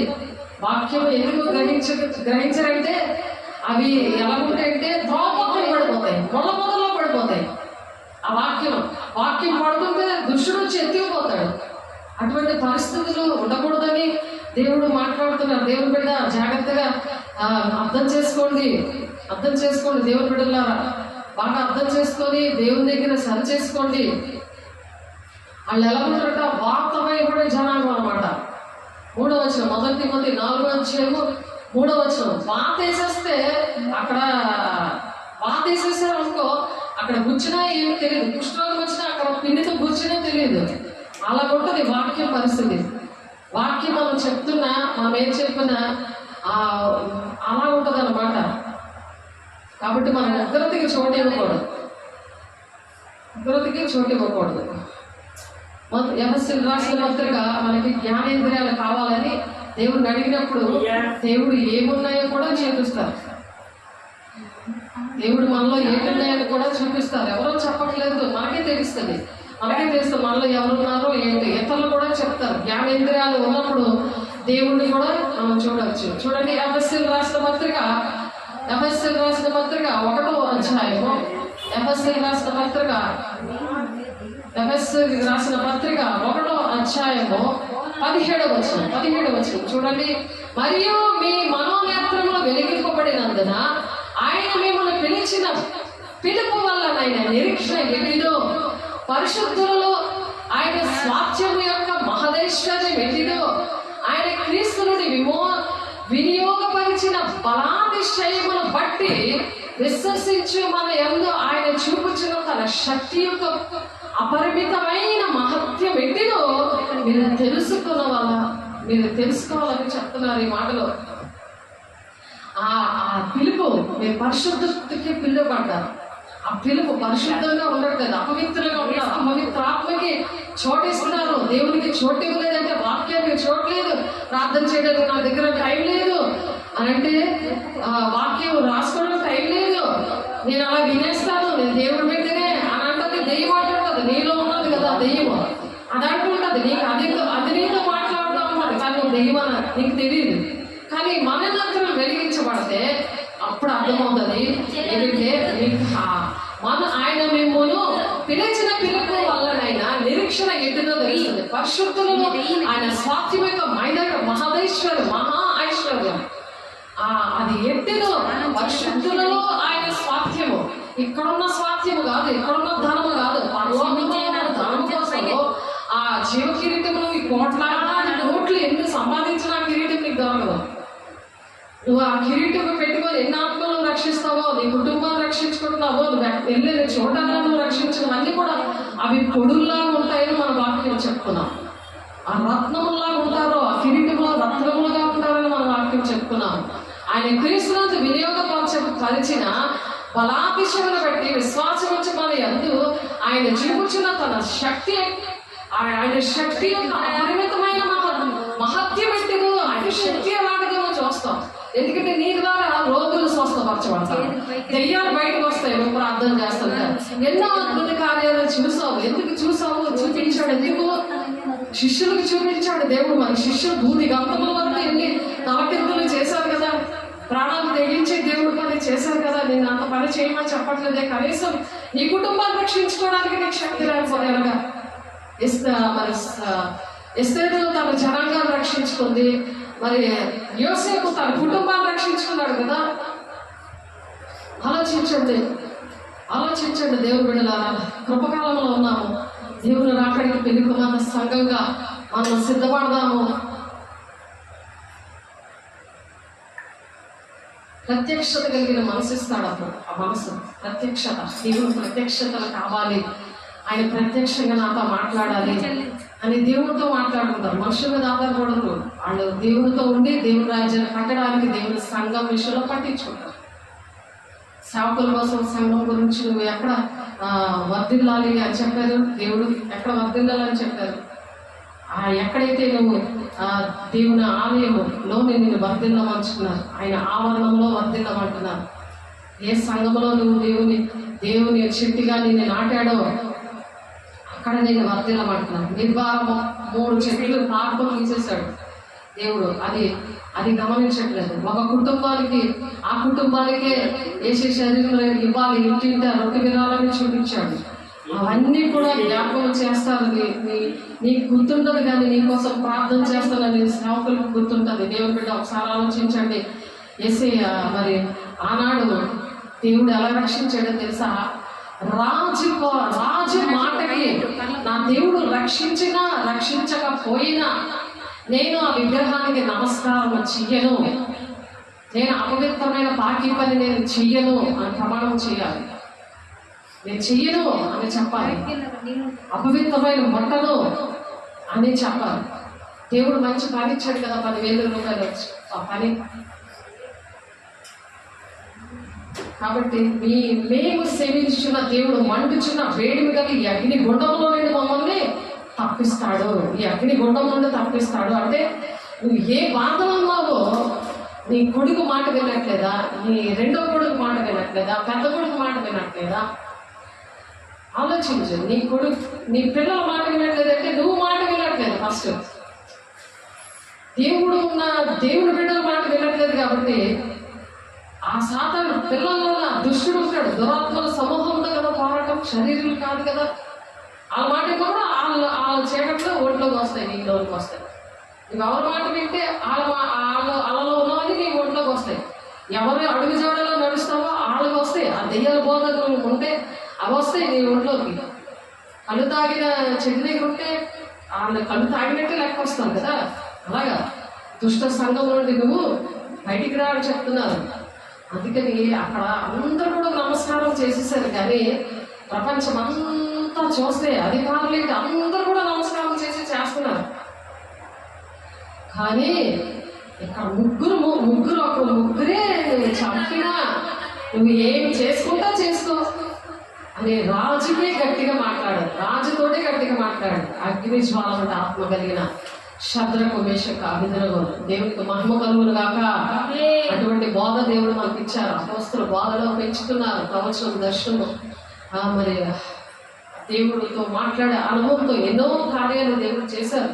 మీతో మాట్లాడారు, అనేక మందికి చేశారు. శిష్యులతో దేవుని ఆత్మీయబడాలి అందరితో కూడా దేవుడు ఎందుకు కార్యాలు చేశారు, మన జీవితాలు ఎందుకు చేశారు? శిష్యుడిగా ఉండమని, సంఘముతో ఉండమని. ఎక్కడొక్కడో ఉన్నా సరే కనీసం సంవత్సరాలు 3 సార్లు రమ్మని దేవుడు మాట్లాడుతున్నారు. లేవికాండము 23వ అధ్యాయం అంతా చదవండి, మీకు అర్థమవుతుంది. మేము సేవించుచున్న దేవుడు మండుచున్న వేడిమి గల ఈ అగ్నిగుండంలో నుండి మమ్మల్ని తప్పించుటకు రక్షించుటకు సమర్థుడు అని వాళ్ళు ఎప్పుడైతే నమ్మారో అగ్నిగుండం నుండి తప్పించిన దేవుడు చిన్న చిన్న సమస్యల నుండి తప్పించడా? మిమ్మల్ని ఆలోచించండి. మిమ్మల్ని పోషించడా? చెత్త పనులన్నీ మానేస్తే పోషించడా? ఆలోచించండి. డబ్బుకి దేనికి చేసేద్దాన్ని పరుగులు తీస్తున్న పాదాలని దేవా ఈరోజు నరికి పారేస్తున్నాను. చెత్త పనులు చేస్తే చెత్త తిరుగులో తిరిగిన అన్నీ అవి నువ్వు తిరుగుతుంటే కాళ్ళు వాసిపోతున్నాయి. నువ్వు తిరుగుతున్నావు, కాళ్ళు వాసిపోతాయి. దేవునికి గాయాలు రేపుతున్నావు. అనుక్షణము దేవునికి సిలువ వేయకూడదు. అర్థమవుతుందా? దేవుడికి గాయాలు రేయకూడదు. అందుకే దేవుడు అనుక్షణము కూడా నాకు వాదక దేవుడు గొర్రె పిల్లల బొచ్చి కత్తిరించి వారి దగ్గర మౌనంగా ఉన్నాడు. ఆయన మౌనంగా ఉన్నాడు. దినదినము నేను చనిపోతున్నాను అంటున్నాడు. యేసుక్రీస్తుగా నేను బ్రతుకుతున్నాను అని మనం అలా బ్రతకాలి. అది విడిచిపెట్టకూడదు. వాళ్ళకి నేర్పించడానికి ఆ సిలువనే శ్రమ ఎత్తుకొని ఆయన వెంబడించబడతాడు. అంతే, నాకు శ్రమ కలుగుతుంది, నాకు వాళ్ళ చీకట్లు నన్ను ఏర్పడి చేస్తున్నాయి, నా ఇంటిని, నన్ను, నా కుటుంబాన్ని అనుకోకూడదు. అందులోంచి నన్ను తీసుకొచ్చాడు. అటువంటి మనసు ఉంది కాబట్టి అలాంటి ఏరియాలో నన్ను దేవుడు అక్కడ వాడుకుంటున్నాడు. మీ కుటుంబాలు కూడా బాగు చేసుకోవడానికి అటువంటి శక్తిని దేవుడు మీకు కూడా ఇస్తాడు. దేవుడికి మహిమ కలుగును గాక. అలాగే నమ్మాలి, అప్పుడు అద్భుతం చేస్తాడు. అటువంటి విశ్వాసము శద్రకు మేషకు అభిధనగులకు ఎలాంటి విశ్వాసం ఉంది? ఆయన రక్షించకపోయినా నా దేవుడు నన్ను ఏమంటున్నాడు ఇక్కడ 17వ వచనం, దానియేలు గ్రంథం 3వ అధ్యాయం 17వ వచనం, మేము సేవించుచున్న దేవుడు మండుచున్న వేడిమి గల ఈ అగ్ని గుండం నుండి మమ్మల్ని తప్పించి రక్షించుటకు సమర్థుడు. ఆమేన్. నీ వశమున పడకుండా ఆయన మమ్మల్ని రక్షిస్తాడు. నీ వశాలు పడం మేము. నీ మాట వినమో అని ఎవరితో చెప్తున్నారు? రాజుతో చెప్తున్నారు. మండ అగ్ని గుండంలో వేసేస్తామన్న రాజుతో చెప్తున్నాడు. మనం దేనికి రాజీ పడకూడదు. దేవునికి తప్ప ఏ విషయానికి మనం రాజీ పడకూడదు. ఒకవేళ ఆయన రక్షించకపోయినాను, రాజా నీ దేవతలను మేము పూజించమని, దేవుని పేరు ప్రేమిస్తున్నావు, దేవుని పూజించేస్తున్నావు, నీకు డబ్బులు వచ్చే పనిని ప్రేమించేస్తున్నావు, దేవుని పక్కన పెట్టేస్తున్నావు, సేవకులను పక్కన పెట్టేస్తున్నావు, పరిచయం పక్కన పెట్టేస్తున్నావు, తండ్రి చిత్త మీద పక్కన పెట్టేస్తున్నావు, దాన్ని పూజించేస్తున్నావు. దేన్ని ఎక్కువగా ప్రేమిస్తారో దాన్ని పూజించడం లెక్క వస్తుంది. అది నిర్గమకాండంలో ఉంటుంది. దేనిని నువ్వు విగ్రహముగా చేసుకొనకూడదు. దేనిని నువ్వు విగ్రహముగా చేసుకొనకూడదు. దాన్ని సాగిలపడకూడదు, దాన్ని పూజించకూడదు. అంటే దాన్ని పూజించడం లెక్క, దాని మీదే నీకు మనసు ఉంటుంది. బంగారు ప్రతిమకు నమస్కరింపమని మేము నమస్కరించమని తెలుసుకో అని అంటున్నారు. తెలుసుకున్నాము అని రాజుగా చెప్తున్నారు. దేవుని బిడ్డలు అలా ఉండాలి. మనకు మన బిడ్డలకి దేవుడు, మన కుటుంబానికి, మన దేవుని బిడ్డలకి, దేవుని ఆత్మీయ బిడ్డలకి అట్టి కృప దేవుడు అనుగ్రహించును గాక. అందుకు నెబుకద్నెజరు ఏంటన్నాడు? ఇంకా కోపం వచ్చేసింది. సాతాను ఉన్న వాళ్ళకి బాగా కోపం వచ్చేస్తుంది దేవుడు మాట్లాడితే. ఇక్కడ నెబుకద్నెజరు రాజులో ఏటున్నది? కోపం. అత్యాగ్రహము నొందినందున శద్రకు మేషకు అబేద్నెగోలను వారి విషయంలో ఆయన ముఖము వికారమైన గనుక, ఆయన ముఖం ఏమైపోయింది? వికారమైపోయిందట. కోపం ఉన్న వాళ్ళ ముఖం ఎలా ఉండదు తెలుసా? చూసారా? ఒక వెలుగు ఉండదు, ఒక కళ ఉండదు, ఏటు ఉండదు, అసహ్యంగా ఉంటారు. దెయ్యం ముఖాలు వేసుకొని ఉంటారు. ఒక్కొక్కరు దెయ్యాలు బాగా విని కోపం వచ్చేస్తుంది వాళ్ళకి. దేవుని వాక్యం నచ్చదు, వినరు. అవిధేయత. సాతానుడి నుండి విడుదల రావాలంటే పునాది పాటు చేసుకోకూడదు. నీకు దేవుడు పరిశుద్ధాత్మని ఇచ్చాడు. తోట పొలంలో దేవుడు టచ్ చేస్తున్నట్టు దేవుడు మహిమ దేవుని ఆలయానికి వచ్చే ఉద్యోగానికి వెళ్ళేదా? ఇప్పుడు ఆలయం అక్కర్లేదు, ఆ మనుషులు అక్కర్లేదు, ఎవరు అక్కర్లేదు. ఎందుకంటే దేవుడు ఆశీర్వదించాడు కదా అన్ని విషయాల్లో కూడా. మరి దేవుడి రాజ్యం అవసరం లేదు. అన్నీ వస్తాయి నీకోసం. అన్నీ నీ రేటేడు చెప్పారో, ఎలాగ ఎక్కడికి వచ్చి ప్రార్థన చేయమన్నారో, మరి ఆఖరి బల్లారాధన కూడా మీ కాళ్ళ దగ్గరకు వచ్చి బల్లారాధన ఇచ్చి అన్నీ కూడా చేస్తే ఎలాగుంది? దేవుడు అందుకనే అక్రమం చేయవాలని అంటారు. మీరు మా ఇంటికి రాలేదా? మాతో కలిసి భోజనం చేయలేదా? మా వీధికి రాలేదా అంటే అక్రమం చేయాలనుకోండి అని వాక్యం ఎందుకు ఉన్నది? మీరెవరో నాకు తెలియదు అంటున్నాడు ఆయన. అన్నీ వింటారు దేవుడు. అన్నీ కూడా అంత విధేయత చూపించి అంత ప్రేమిస్తాడు దేవుడు బిడ్డలు అంత ప్రేమిస్తాడు. కానీ నీతిమంతులు ఏమీ చేయలేరు అంటున్నాడు. పునాదులు పాడైపోయాయి, నీతిమంతులు ఏమీ చేయలేరు. మరి కీర్తన 11 అధ్యాయంలో కదా ఉంది. కీర్తన 11:3 ఉంది ఆ మాట. యెహోవా తన పరిశుద్ధ ఆలయంలో ఉన్నాడు. యెహోవా సింహాసనము ఆకాశమందున్నది. ఆయన నరులను కన్నులారా చూస్తున్నాడు. తన కను దృష్టి చేత ఆయన వారిని పరిశీలిస్తున్నాడు. ఇంటిలోకి వెళ్తుంది ఇప్పుడు వాక్యం. దేవుడు మీ ఇంటిలోకే వచ్చేస్తున్నాడు. విధేయత చూపించాలి. దేవుని దగ్గర ప్రమాణం చేయాలి. దేవా నేను అలా ఉండనయ్యా, అలా దేవుడు అలా ప్రేమిస్తున్నాడు. పాట పాడుకున్నాం కదా, నేను ఎలాగ నీ మాటల్లో నేను త్రోసి వేసేసినా సరే నన్ను నీతో కలిసి నీ రాజ్యంలో నీ కుడి పక్కన కూర్చోబెట్టుకుందామని దేవుడు ఆశపడుతున్నాడు. దేవునికి మహిమ కలుగుగా అంతగా ప్రేమిస్తున్నాడు దేవుని బిడ్డలారా. ఆగ్రహం వచ్చిందంట. ఎవరికి? నెబుకద్నెజరు రాజుకి కోపం వచ్చింది. మండుచున్న గుండంలో వెయ్యండి అని వెంటనే ఆజ్ఞించాడు. ఎందుకంటే పంతుల మధ్యలో ఉంచాలేస్తే అట్లకి అలాగే తొక్కేస్తాయి, చీల్చేస్తాయి. అయినా సరే చావలేదు. ఈ శద్రకు మేషకు అబేద్నెగోలు పందులకి ఏంటి కావాలి? అపవిత్రమైనది కావాలి. అవి ఏంటంటే అపవిత్రంగా ఉండడానికే పిలువబడ్డాయి. అవి మనం పరిశుద్ధులుగా ఉండడానికి పిలువబడ్డాం. విశ్వాసం పొత్తు కుదరదు కదా. అలా పొత్తు కుదరట్లేదు. వారి అంగీలను, నిలబడ్డ అంగీలను, పై వస్త్రములను, తక్కిన వస్త్రములను తీయకే ఉన్న పాటున ముగ్గురిని కూడా వేయడం గల గుండంలో వేసేశారు. కాబట్టి రాజాజ్ఞ తీవ్రమైనందున గుండము కూడా మిక్కిలి వేడిమి గలదై ఉంది. శద్రకు మేషకు అబేద్నెగోలు విసిరివేసిన మనుషులు ఎవరైతే విసిరేశారో వాళ్ళు ఏంటంటే ఇంటికి ఎలాగైతే ఇలాగ మాడిపోతుందో అలా మాడిపోయారు. వాళ్ళు వేస్తున్న వాళ్ళు. కానీ వేసేస్తే లోపల ఉన్న దేవుని బిడ్డలు ఎలాగున్నారు? శద్రకు మేషకు అబేద్నెగోలు ముగ్గురు మనుషులు బంధింపబడిన వారే వేడిమి కలిగి మండించిన గుండంలో పడగా రాజుకు నెబుకద్నెజరు ఆశ్చర్యపడి తీవ్రముగా లేచి, మేము ముగ్గురు మనుషులను బంధించి అగ్నిలో వేసితివి కదా అని తన మంత్రులను అడిగాను. వారు రాజా సత్యమే అని రాజుతో ప్రత్యుత్తరం ఇచ్చారు. ఆ మంత్రితో అడిగితే రాజు ఏంటి మనం ముగ్గురుమే కదా వేసాము అని అడిగితే నిజమే అని రాజుతో ఆ జవాబు చెప్పాడు, ప్రత్యుత్తరం ఇచ్చాడు. అప్పుడు అందుకు రాజు నలుగురు మనుషులు బంధకములు లేక ఇప్పుడు ఎందుకు బంధకాలు ఉన్నాయి? ఒక్కొక్కరికి బంధకాలు ఎందుకున్నాయి? పునాదులు పాడైపోయి అందుకని బంధకాలు ఉన్నాయి. పునాది మీద కట్టబడట్లేదు అందుకని బంధకాలు ఉన్నాయి. క్రీస్తునే పునాది మీద, క్రీస్తునే బండ మీద కట్టబడాలి. సత్య స్వరూపమైన ఆత్మ వచ్చినప్పుడు సర్వసత్యంలోకి నడిపిస్తుంది. ఆత్మను పొందుకొని దేవుని అగ్నిజ్వాలంటే ఆత్మతో పాటు వాక్యం అనే దేవుణ్ణి కలిగి ఉన్నప్పుడు వారికి కీర్తన 1:3 ఉంది కదా, వారి చేయదంతయు సఫలమగును.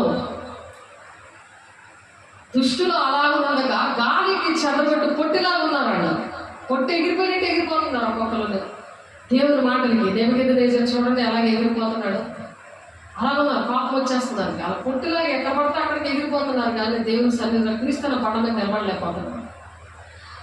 బంధకములు లేక అగ్నిలో సంచరించుట చూచుచున్నారు. ఏడు బంధకాలు లేవు. ఈ ముగ్గురు కూడా అగ్నిగుండంలో నడుస్తారు. అంటే అగ్ని వంటి శ్రమలు వచ్చినా సరే దేవుని మహిమ అలాగే నివసిస్తున్నాను ఉంది పేతురు గ్రంథంలో. మొదటి పేతురు చూడండి, సేమ్ అలాగే మనకి దేవుడు ఇచ్చారు. నాకు చెయ్యి కాలుకి యాక్సిడెంట్ అయింది, కానీ ఆ యాక్సిడెంట్ అయినా సరే నేను 2-3 రోజులే ఉన్నాను బెడ్ మీద. బండి డ్రైవ్ చేసి దేవుని పని చేయడానికి నేను సహాయం చేశాను. 4 రోజులు రెస్ట్లో ఉండమన్నా. ఈ దుమ్ము ఇక్కడ తగిలేసింది. ఎందుకంటే స్ట్రేంజర్ బాక్స్ పట్టుకొని వెళ్తున్నాను 2 సార్లు కూడా. దుష్టుడు ఏంటంటే దేవుని పిల్లలకు గర్జించి సింహంలా తిరుగుతూ ఉంటాడు. ప్రార్థన చేయమని దేవుడికి చెప్పారు. మేకా 4:10 ప్రకారం రసవేదన కానీ పిల్లలు కానీ సన్నిధిలో ప్రార్థన చేయండి. ఉద్యోగం కావాలన్నప్పుడు చేస్తానన్నావు, జాబ్ వచ్చిన తర్వాత నువ్వెవరుగా నేను ఎవరున్నాను ఏసైకి సేవకులకి హాయ్ బాయ్ అని చెప్పేస్తున్నారు. వాళ్ళతో దేవుడు మాట్లాడుతున్నారు. దేవుడు బిడ్డ వారికి అగ్నిలో సంచరించడం చూస్తున్నారట. వారికి హాని ఏమీ కలగలేదు. అగ్ని వంటి శ్రమలు వచ్చినా సరే వాళ్ళకి ఏంటి కూడా హాని రాలేదు. మరి నాకు కూడా అలాగే ఆ దుమ్ము ఎలా ఉందో స్ట్రైట్గా ఉంది చూసారా, దుమ్ము చక్కగా నేను ఎలా ఉందో అలాగే దేవుడు చేశాడు. కాలు కూడా అలాగే, కాలు తీసి కాలు వేయలేదు అనమాట. బెండ్ ఒక్కటే ఒక కాలే పనిచేస్తుంది నాకు. ఇక్కడ జరుగుడు చూసుకుని నేను ధర్మపూర్ వెళ్ళడానికి నేను అక్కడ చేట లేదని చేట కొనడానికి అని వెళ్ళాను. రాజేశ్వరి పెద్ద అది ఉన్నది షాప్, పెద్ద షాప్. అక్కడ చీపురుని చేట కొందామని అది ఎండిపోయిందని చెప్తే గమ్మున ఫోన్ చేశారని గమగమని పట్టుకొని వెళ్తున్నాను. అంతే అలా స్కిప్ అయిపోయింది. గమ్మగా అది కింద పడిపోయిందని గమ్ముకొని ఇలా పట్టుకోవడం చెయ్యలో పెట్టగానే బండి వచ్చి నా కాలు మీద పడిపోయింది. అంతే, మోకాల వరకు కట్టు. కానీ దాంతో నేను అన్ని పనులు చేసుకోవడం దేవుడు సహాయం చేశాడు. ఆ కట్టు కూడా నేనే వెళ్ళిపించుకున్నాను. దేవుడు చూడండి ఎంత కృప చూపించారు. ఎందుకంటే అగ్ని వంటి శ్రమలు వచ్చినా సరే వాళ్ళు ఎలాగుంటారంట, దేవుని ఆత్మతో నిలబడిపోతారంట. 4 రోజులు రెస్ట్ లేదు. రెస్ట్ లేకుండా దేవుడు నిలబెట్టాడు. పేతురు గ్రంథంలో ఉంటుంది, ఒకసారి చూడండి. మొదటి పేతురు 4వ అధ్యాయము. చూడండి ఒకసారి రాసుకోండి. దేవుడు ఏ శ్రమలు వచ్చినా దేవునికి విధేయుడు చూపించాడు. పునాది మీద కట్టబడినప్పుడు, పరిశుద్ధంగా ఉన్నప్పుడు ఆయన అద్భుతం చేసే దేవుడు. ఈ దేవుడికి మహిమ కలుగాక అద్భుతంగా ఉంచుతాడు. మనం ఎక్కడ నిలబడితే అలాగే దేవుడు మనల్ని అద్భుతం చేసేవారిగా ఉంచుతాడు. మనమే ఒక అద్భుతంగా ఉంటాం. మన సాక్ష్యాలు కూడా అలాగే చేస్తాడు. దేవుడు లోపల ఉంటాడు కదా, చేసేవాడు ఆయన కదా. మనం ప్రకటించడమే, దేవుని మాట ప్రకటిస్తే ఆయన సహకార్య ఉంటాడని మార్కు 16:20 ఉంటుంది. ఆ సహకార్య ఉండి ఆయన అక్కడ అద్భుత కార్యం చేస్తాడు. అలా చేశాడు నా జీవితంలో. ఇక్కడ శబ్దం మేషకు అబద్ధమో ఎందుకు చేస్తాడు దేవుడు? మన సాక్షిగా ఉండాలని, మంచం కింద కొండ కింద పెట్టడానికి కాదు. ఆ సాక్ష్యాన్ని బట్టి దేవుడి బిడ్డలు రక్షించబడాలి, మీ దగ్గరికి రావాలి. అదే వెలుగు వచ్చిందో దేవుడు మిమ్మల్ని నేను వెలుగుగా చేశాను అంటున్నాడు కదా. మీరు లోకాలకు ఉప్పై ఉన్నారు అని చెప్తున్నారు కదా. కొండ మీద ఉన్న పట్టణం మరిగే ఉన్నదంటే దీపస్తంభం మీద పెట్టాలి సాక్ష్యం. మరుగుని పెట్టకూడదు. అది నీ సాక్ష్యం ఎక్కడ పెడతావు?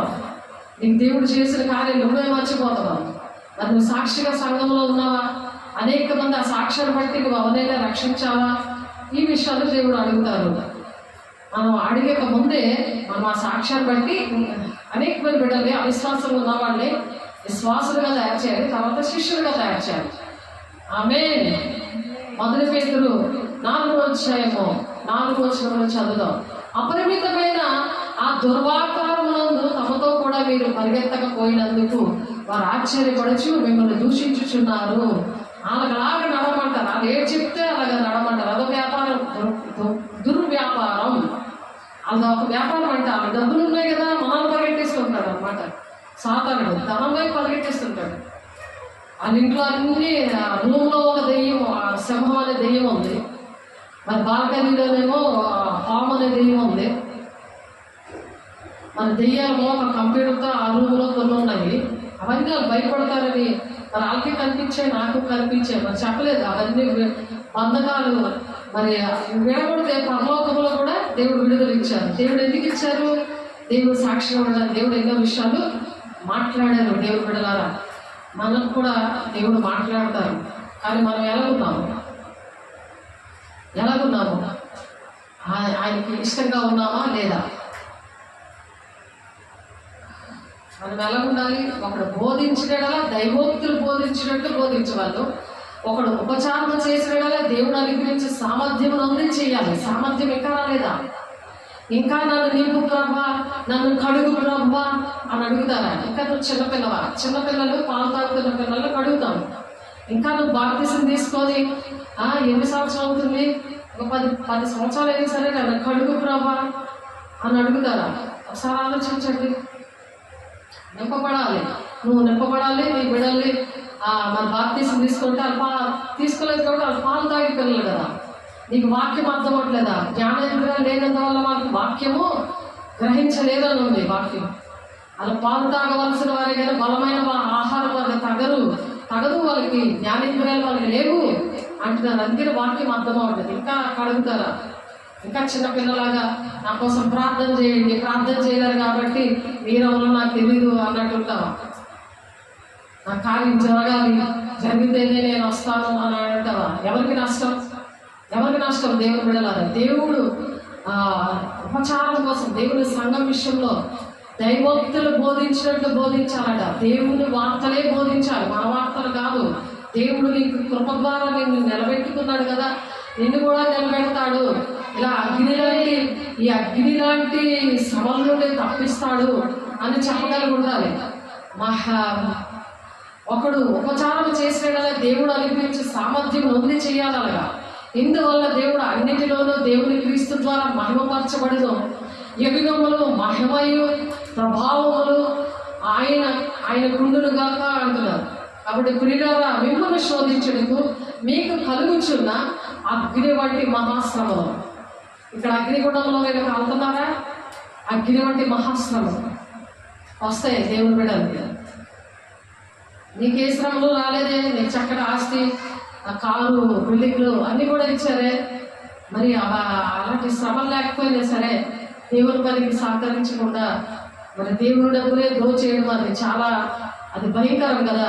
దేవునికి విధేయత చూపించకపోతే జీవం చూడరు కానీ వారి ఉగ్రత వారి తల మీద నిలబడతారు, వారి మీద నిలబడను. యోహాను 3:36 ఆయన పిలుపుకి తగినట్లుగా ఉంటే కొరత లేని ఆత్మలు ఇస్తాడట. కొరత లేని ఆత్మలు ఇస్తాడు. చేతులేస్తూ వచ్చేసింది కాదు. వరప్రసాద్ గారు ఆ విషయంలో మీకు చాలాసార్లు చెప్పారు.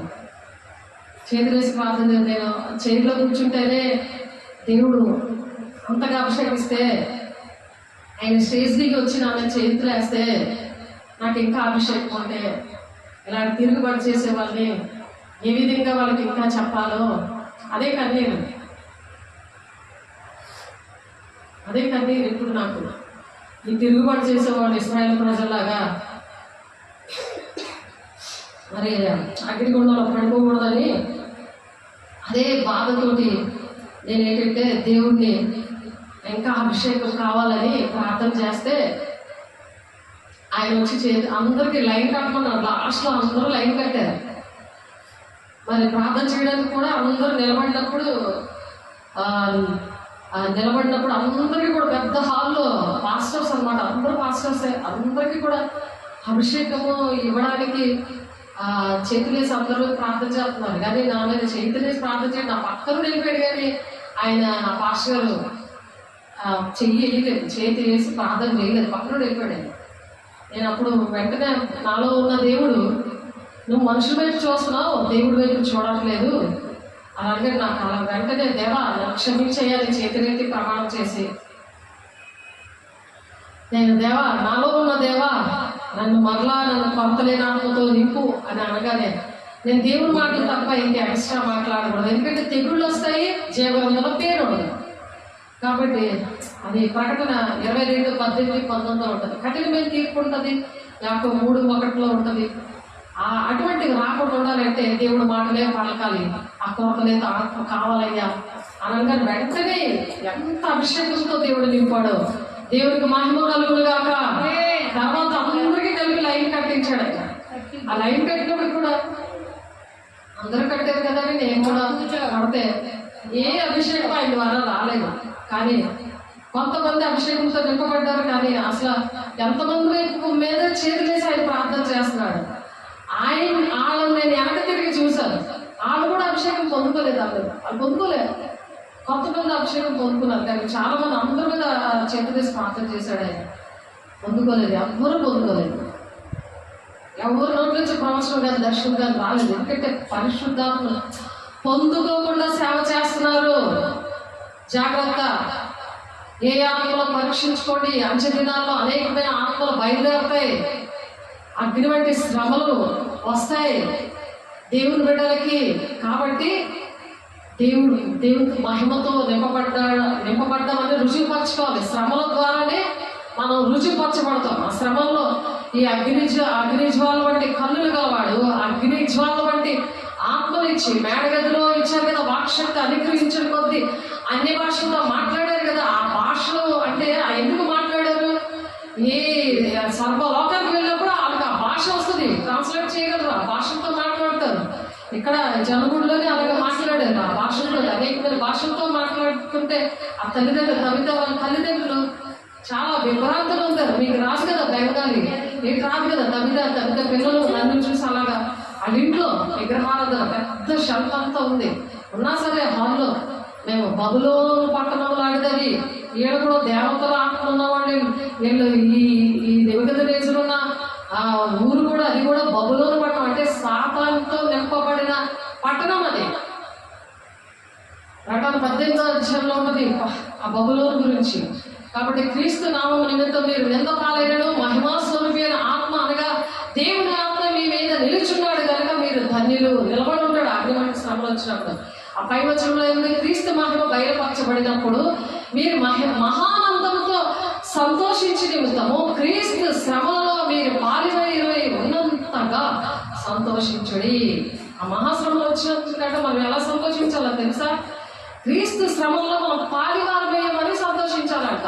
అందుకే జీవకరమైన కిరీటం ఇస్తాడు ఆమెకి.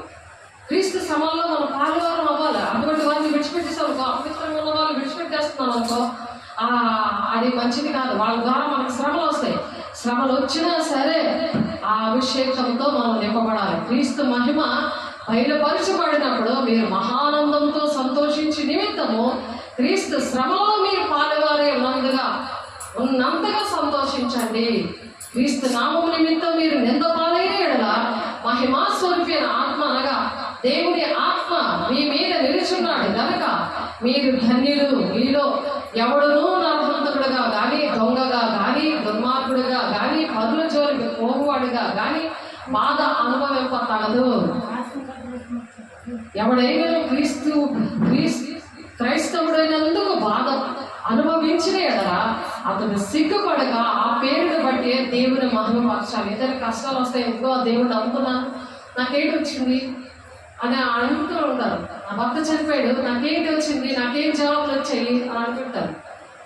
అలాగా అతను సిగ్గుపడక ఆ పేరుని బట్టి దేవుని మహిమపరచాలి. దేవా ఈ దేనికైనా శ్రమ వచ్చినా దేవా వందనాలు, ఖడ్గం వచ్చినా దేవానికి వందనాలు. ఒక ఆమెకి అలాగే ఇక్కడ దూరిపోయింది, కత్తి దూరిపోతే దేవానికి వందనాలు. సాతనుడు ఇలా మెడలో వేసాడు, ఇలాగా లింకులాగా ఆ పేక తెగిపోవలసింది. కానీ దేవుని ఆత్మతో నింపబడి ఉంది కాబట్టి ఎలాగుందంటే ఆ కత్తికి, ఆ కొడవలు లాంటి దానికి ఇలా గుచ్చిపోయి ఇలాగా సరుకుగా వచ్చేసింది, ఇందులో నుంచి వాటర్లా వచ్చేసింది, ఫ్లో అయిపోయింది బ్లడ్. ఒకసారి బొటనే అలాగా ఫ్లో అయిపోయింది. ఇలా దేవానికి వందనాలు అది చెప్పగా వెంటనే విడుదల వచ్చింది. దేవుడికి మహిమ కలుగును గాక. దేవుడు వెంటనే, ఎందుకంటే అగ్ని వంటి శ్రమలు వస్తారంట. ఏమో చెప్తున్నారు అది మన చూడండి, ఎవడైనా క్రైస్తవుడైనందుకు బాధ అనుభవించిన ఎడల అతను సిగ్గుపడక ఆ పేరుని బట్టి దేవుణ్ణి ఆ విధంగా మహిమపరచాలన్నమాట. దేవుని మహిమపరచాలి.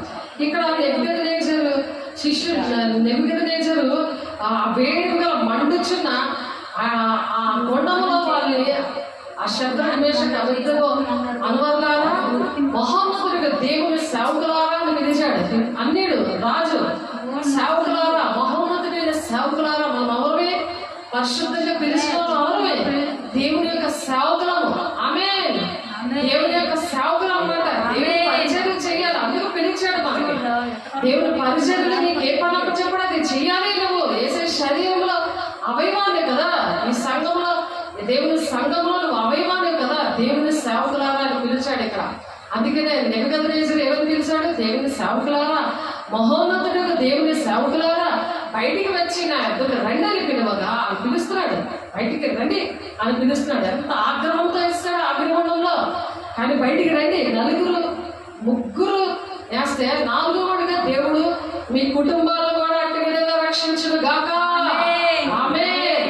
దేవుని సేవకులారా బయటికి వచ్చి నా ఇద్దరు రండి అని పిలువగా శద్రకు మేషకు అబెద్దుగా అగ్నిగుండం నుండి బయటికి వచ్చిరి. అగ్నిగుండం నుండి బయటకు వస్తే చెక్ చేస్తున్నాడు ఇక్కడ. అధిపతులను, సేనాధిపతులను, సంస్థానాధిపతులను, రాజు యొక్క ప్రధానమంత్రులను కూడి వచ్చి ఆ మనుషులు పరీక్షించారు. వాళ్ళందరూ కూడా ఆ విగ్రహాన్ని మొక్కేశారు, భయపడిపోయారు. సాతాను గడికి భయపడిపోయారు.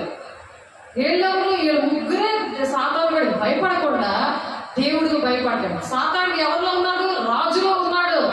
రాజు కదా అని మీరు భయపడిపోతారేమో అని దేవుడు మీకోసమే చెప్తాడు. అధికారులు కదా మీరు భయపడిపోతున్నారేమో.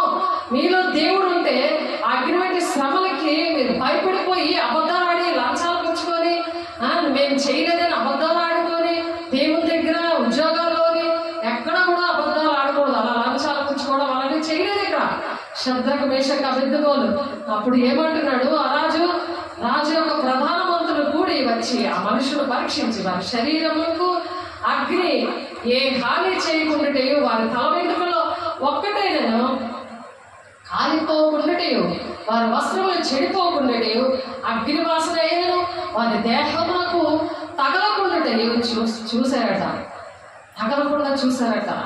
అసలు అగ్ని వాసన చూడలేదు, వాసన కూడా చూశారట. నీ దగ్గర దేవుడు పిల్లల దగ్గర సైతాన్ వాసన రాకూడదు, దుష్టుడు వాసన రాకూడదు. దేవుని వాసన నీ దగ్గర నుండి రావాలి.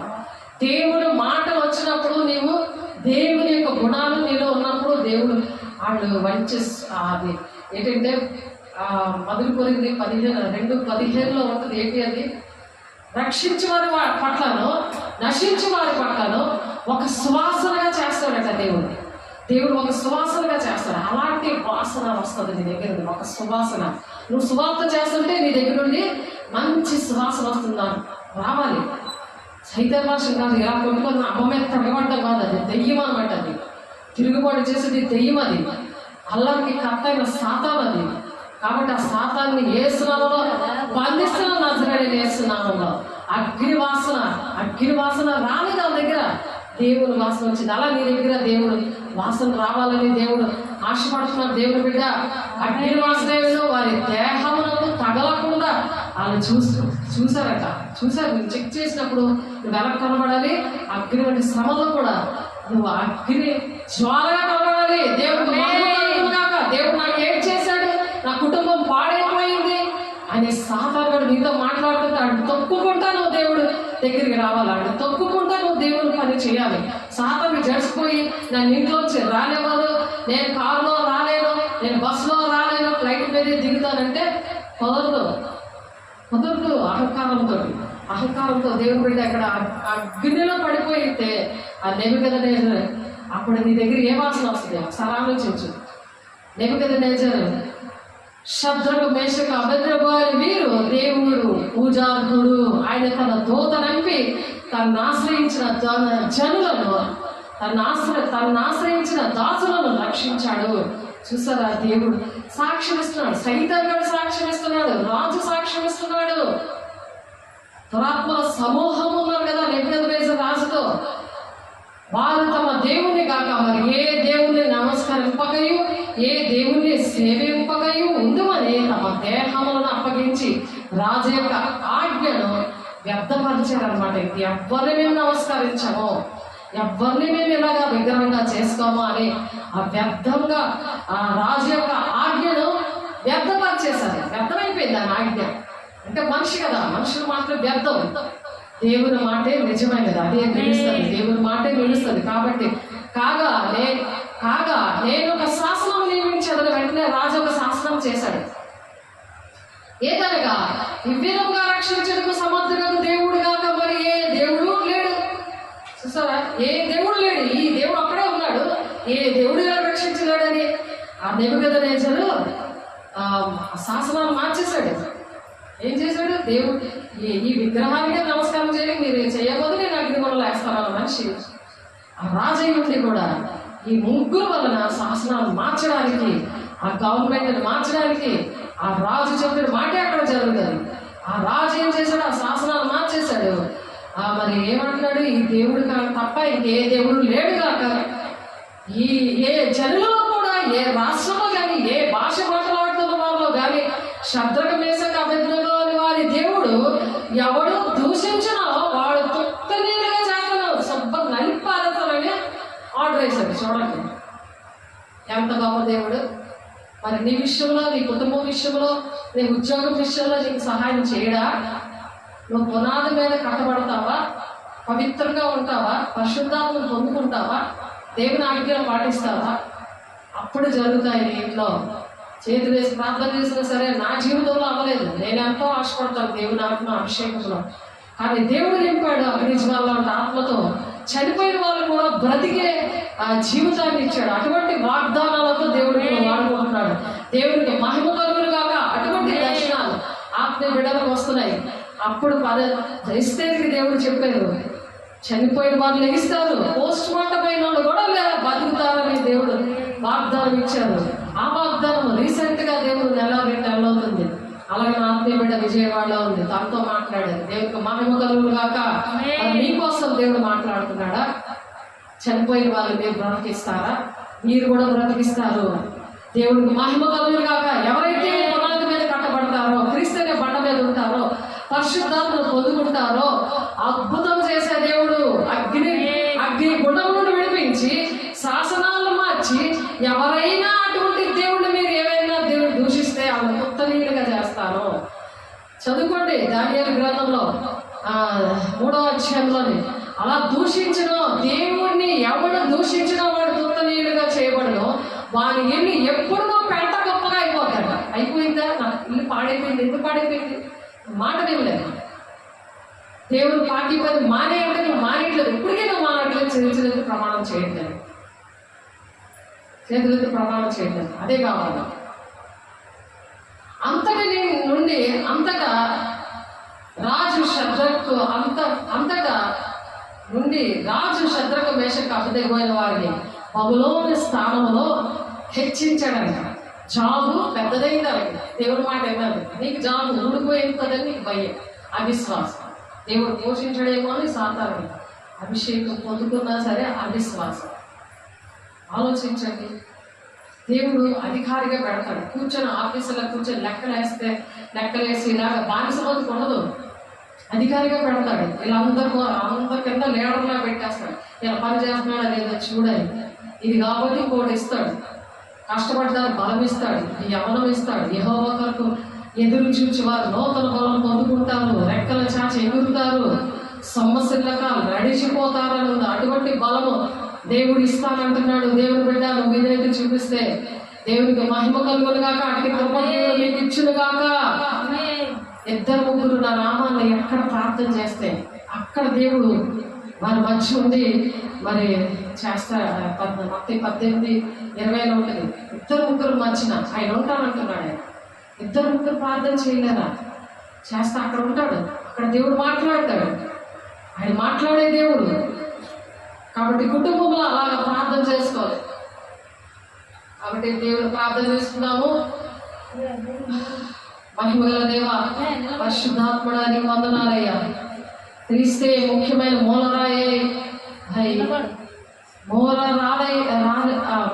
మూలరాయిగా ఉన్నాడు దేవుడు. మన పునాదులు పాడైపోయిన ఆ పునాదులను కట్టడానికి క్రీస్తే మరి మూలరాయిగా ఉన్నప్పుడు, మూలరాయి ఉండగా అపోస్తలుడు ప్రవక్తలు వేసిన పునాది మీద కట్టబడి ఉన్నారు మీరని చెప్తున్నారు దేవుడు.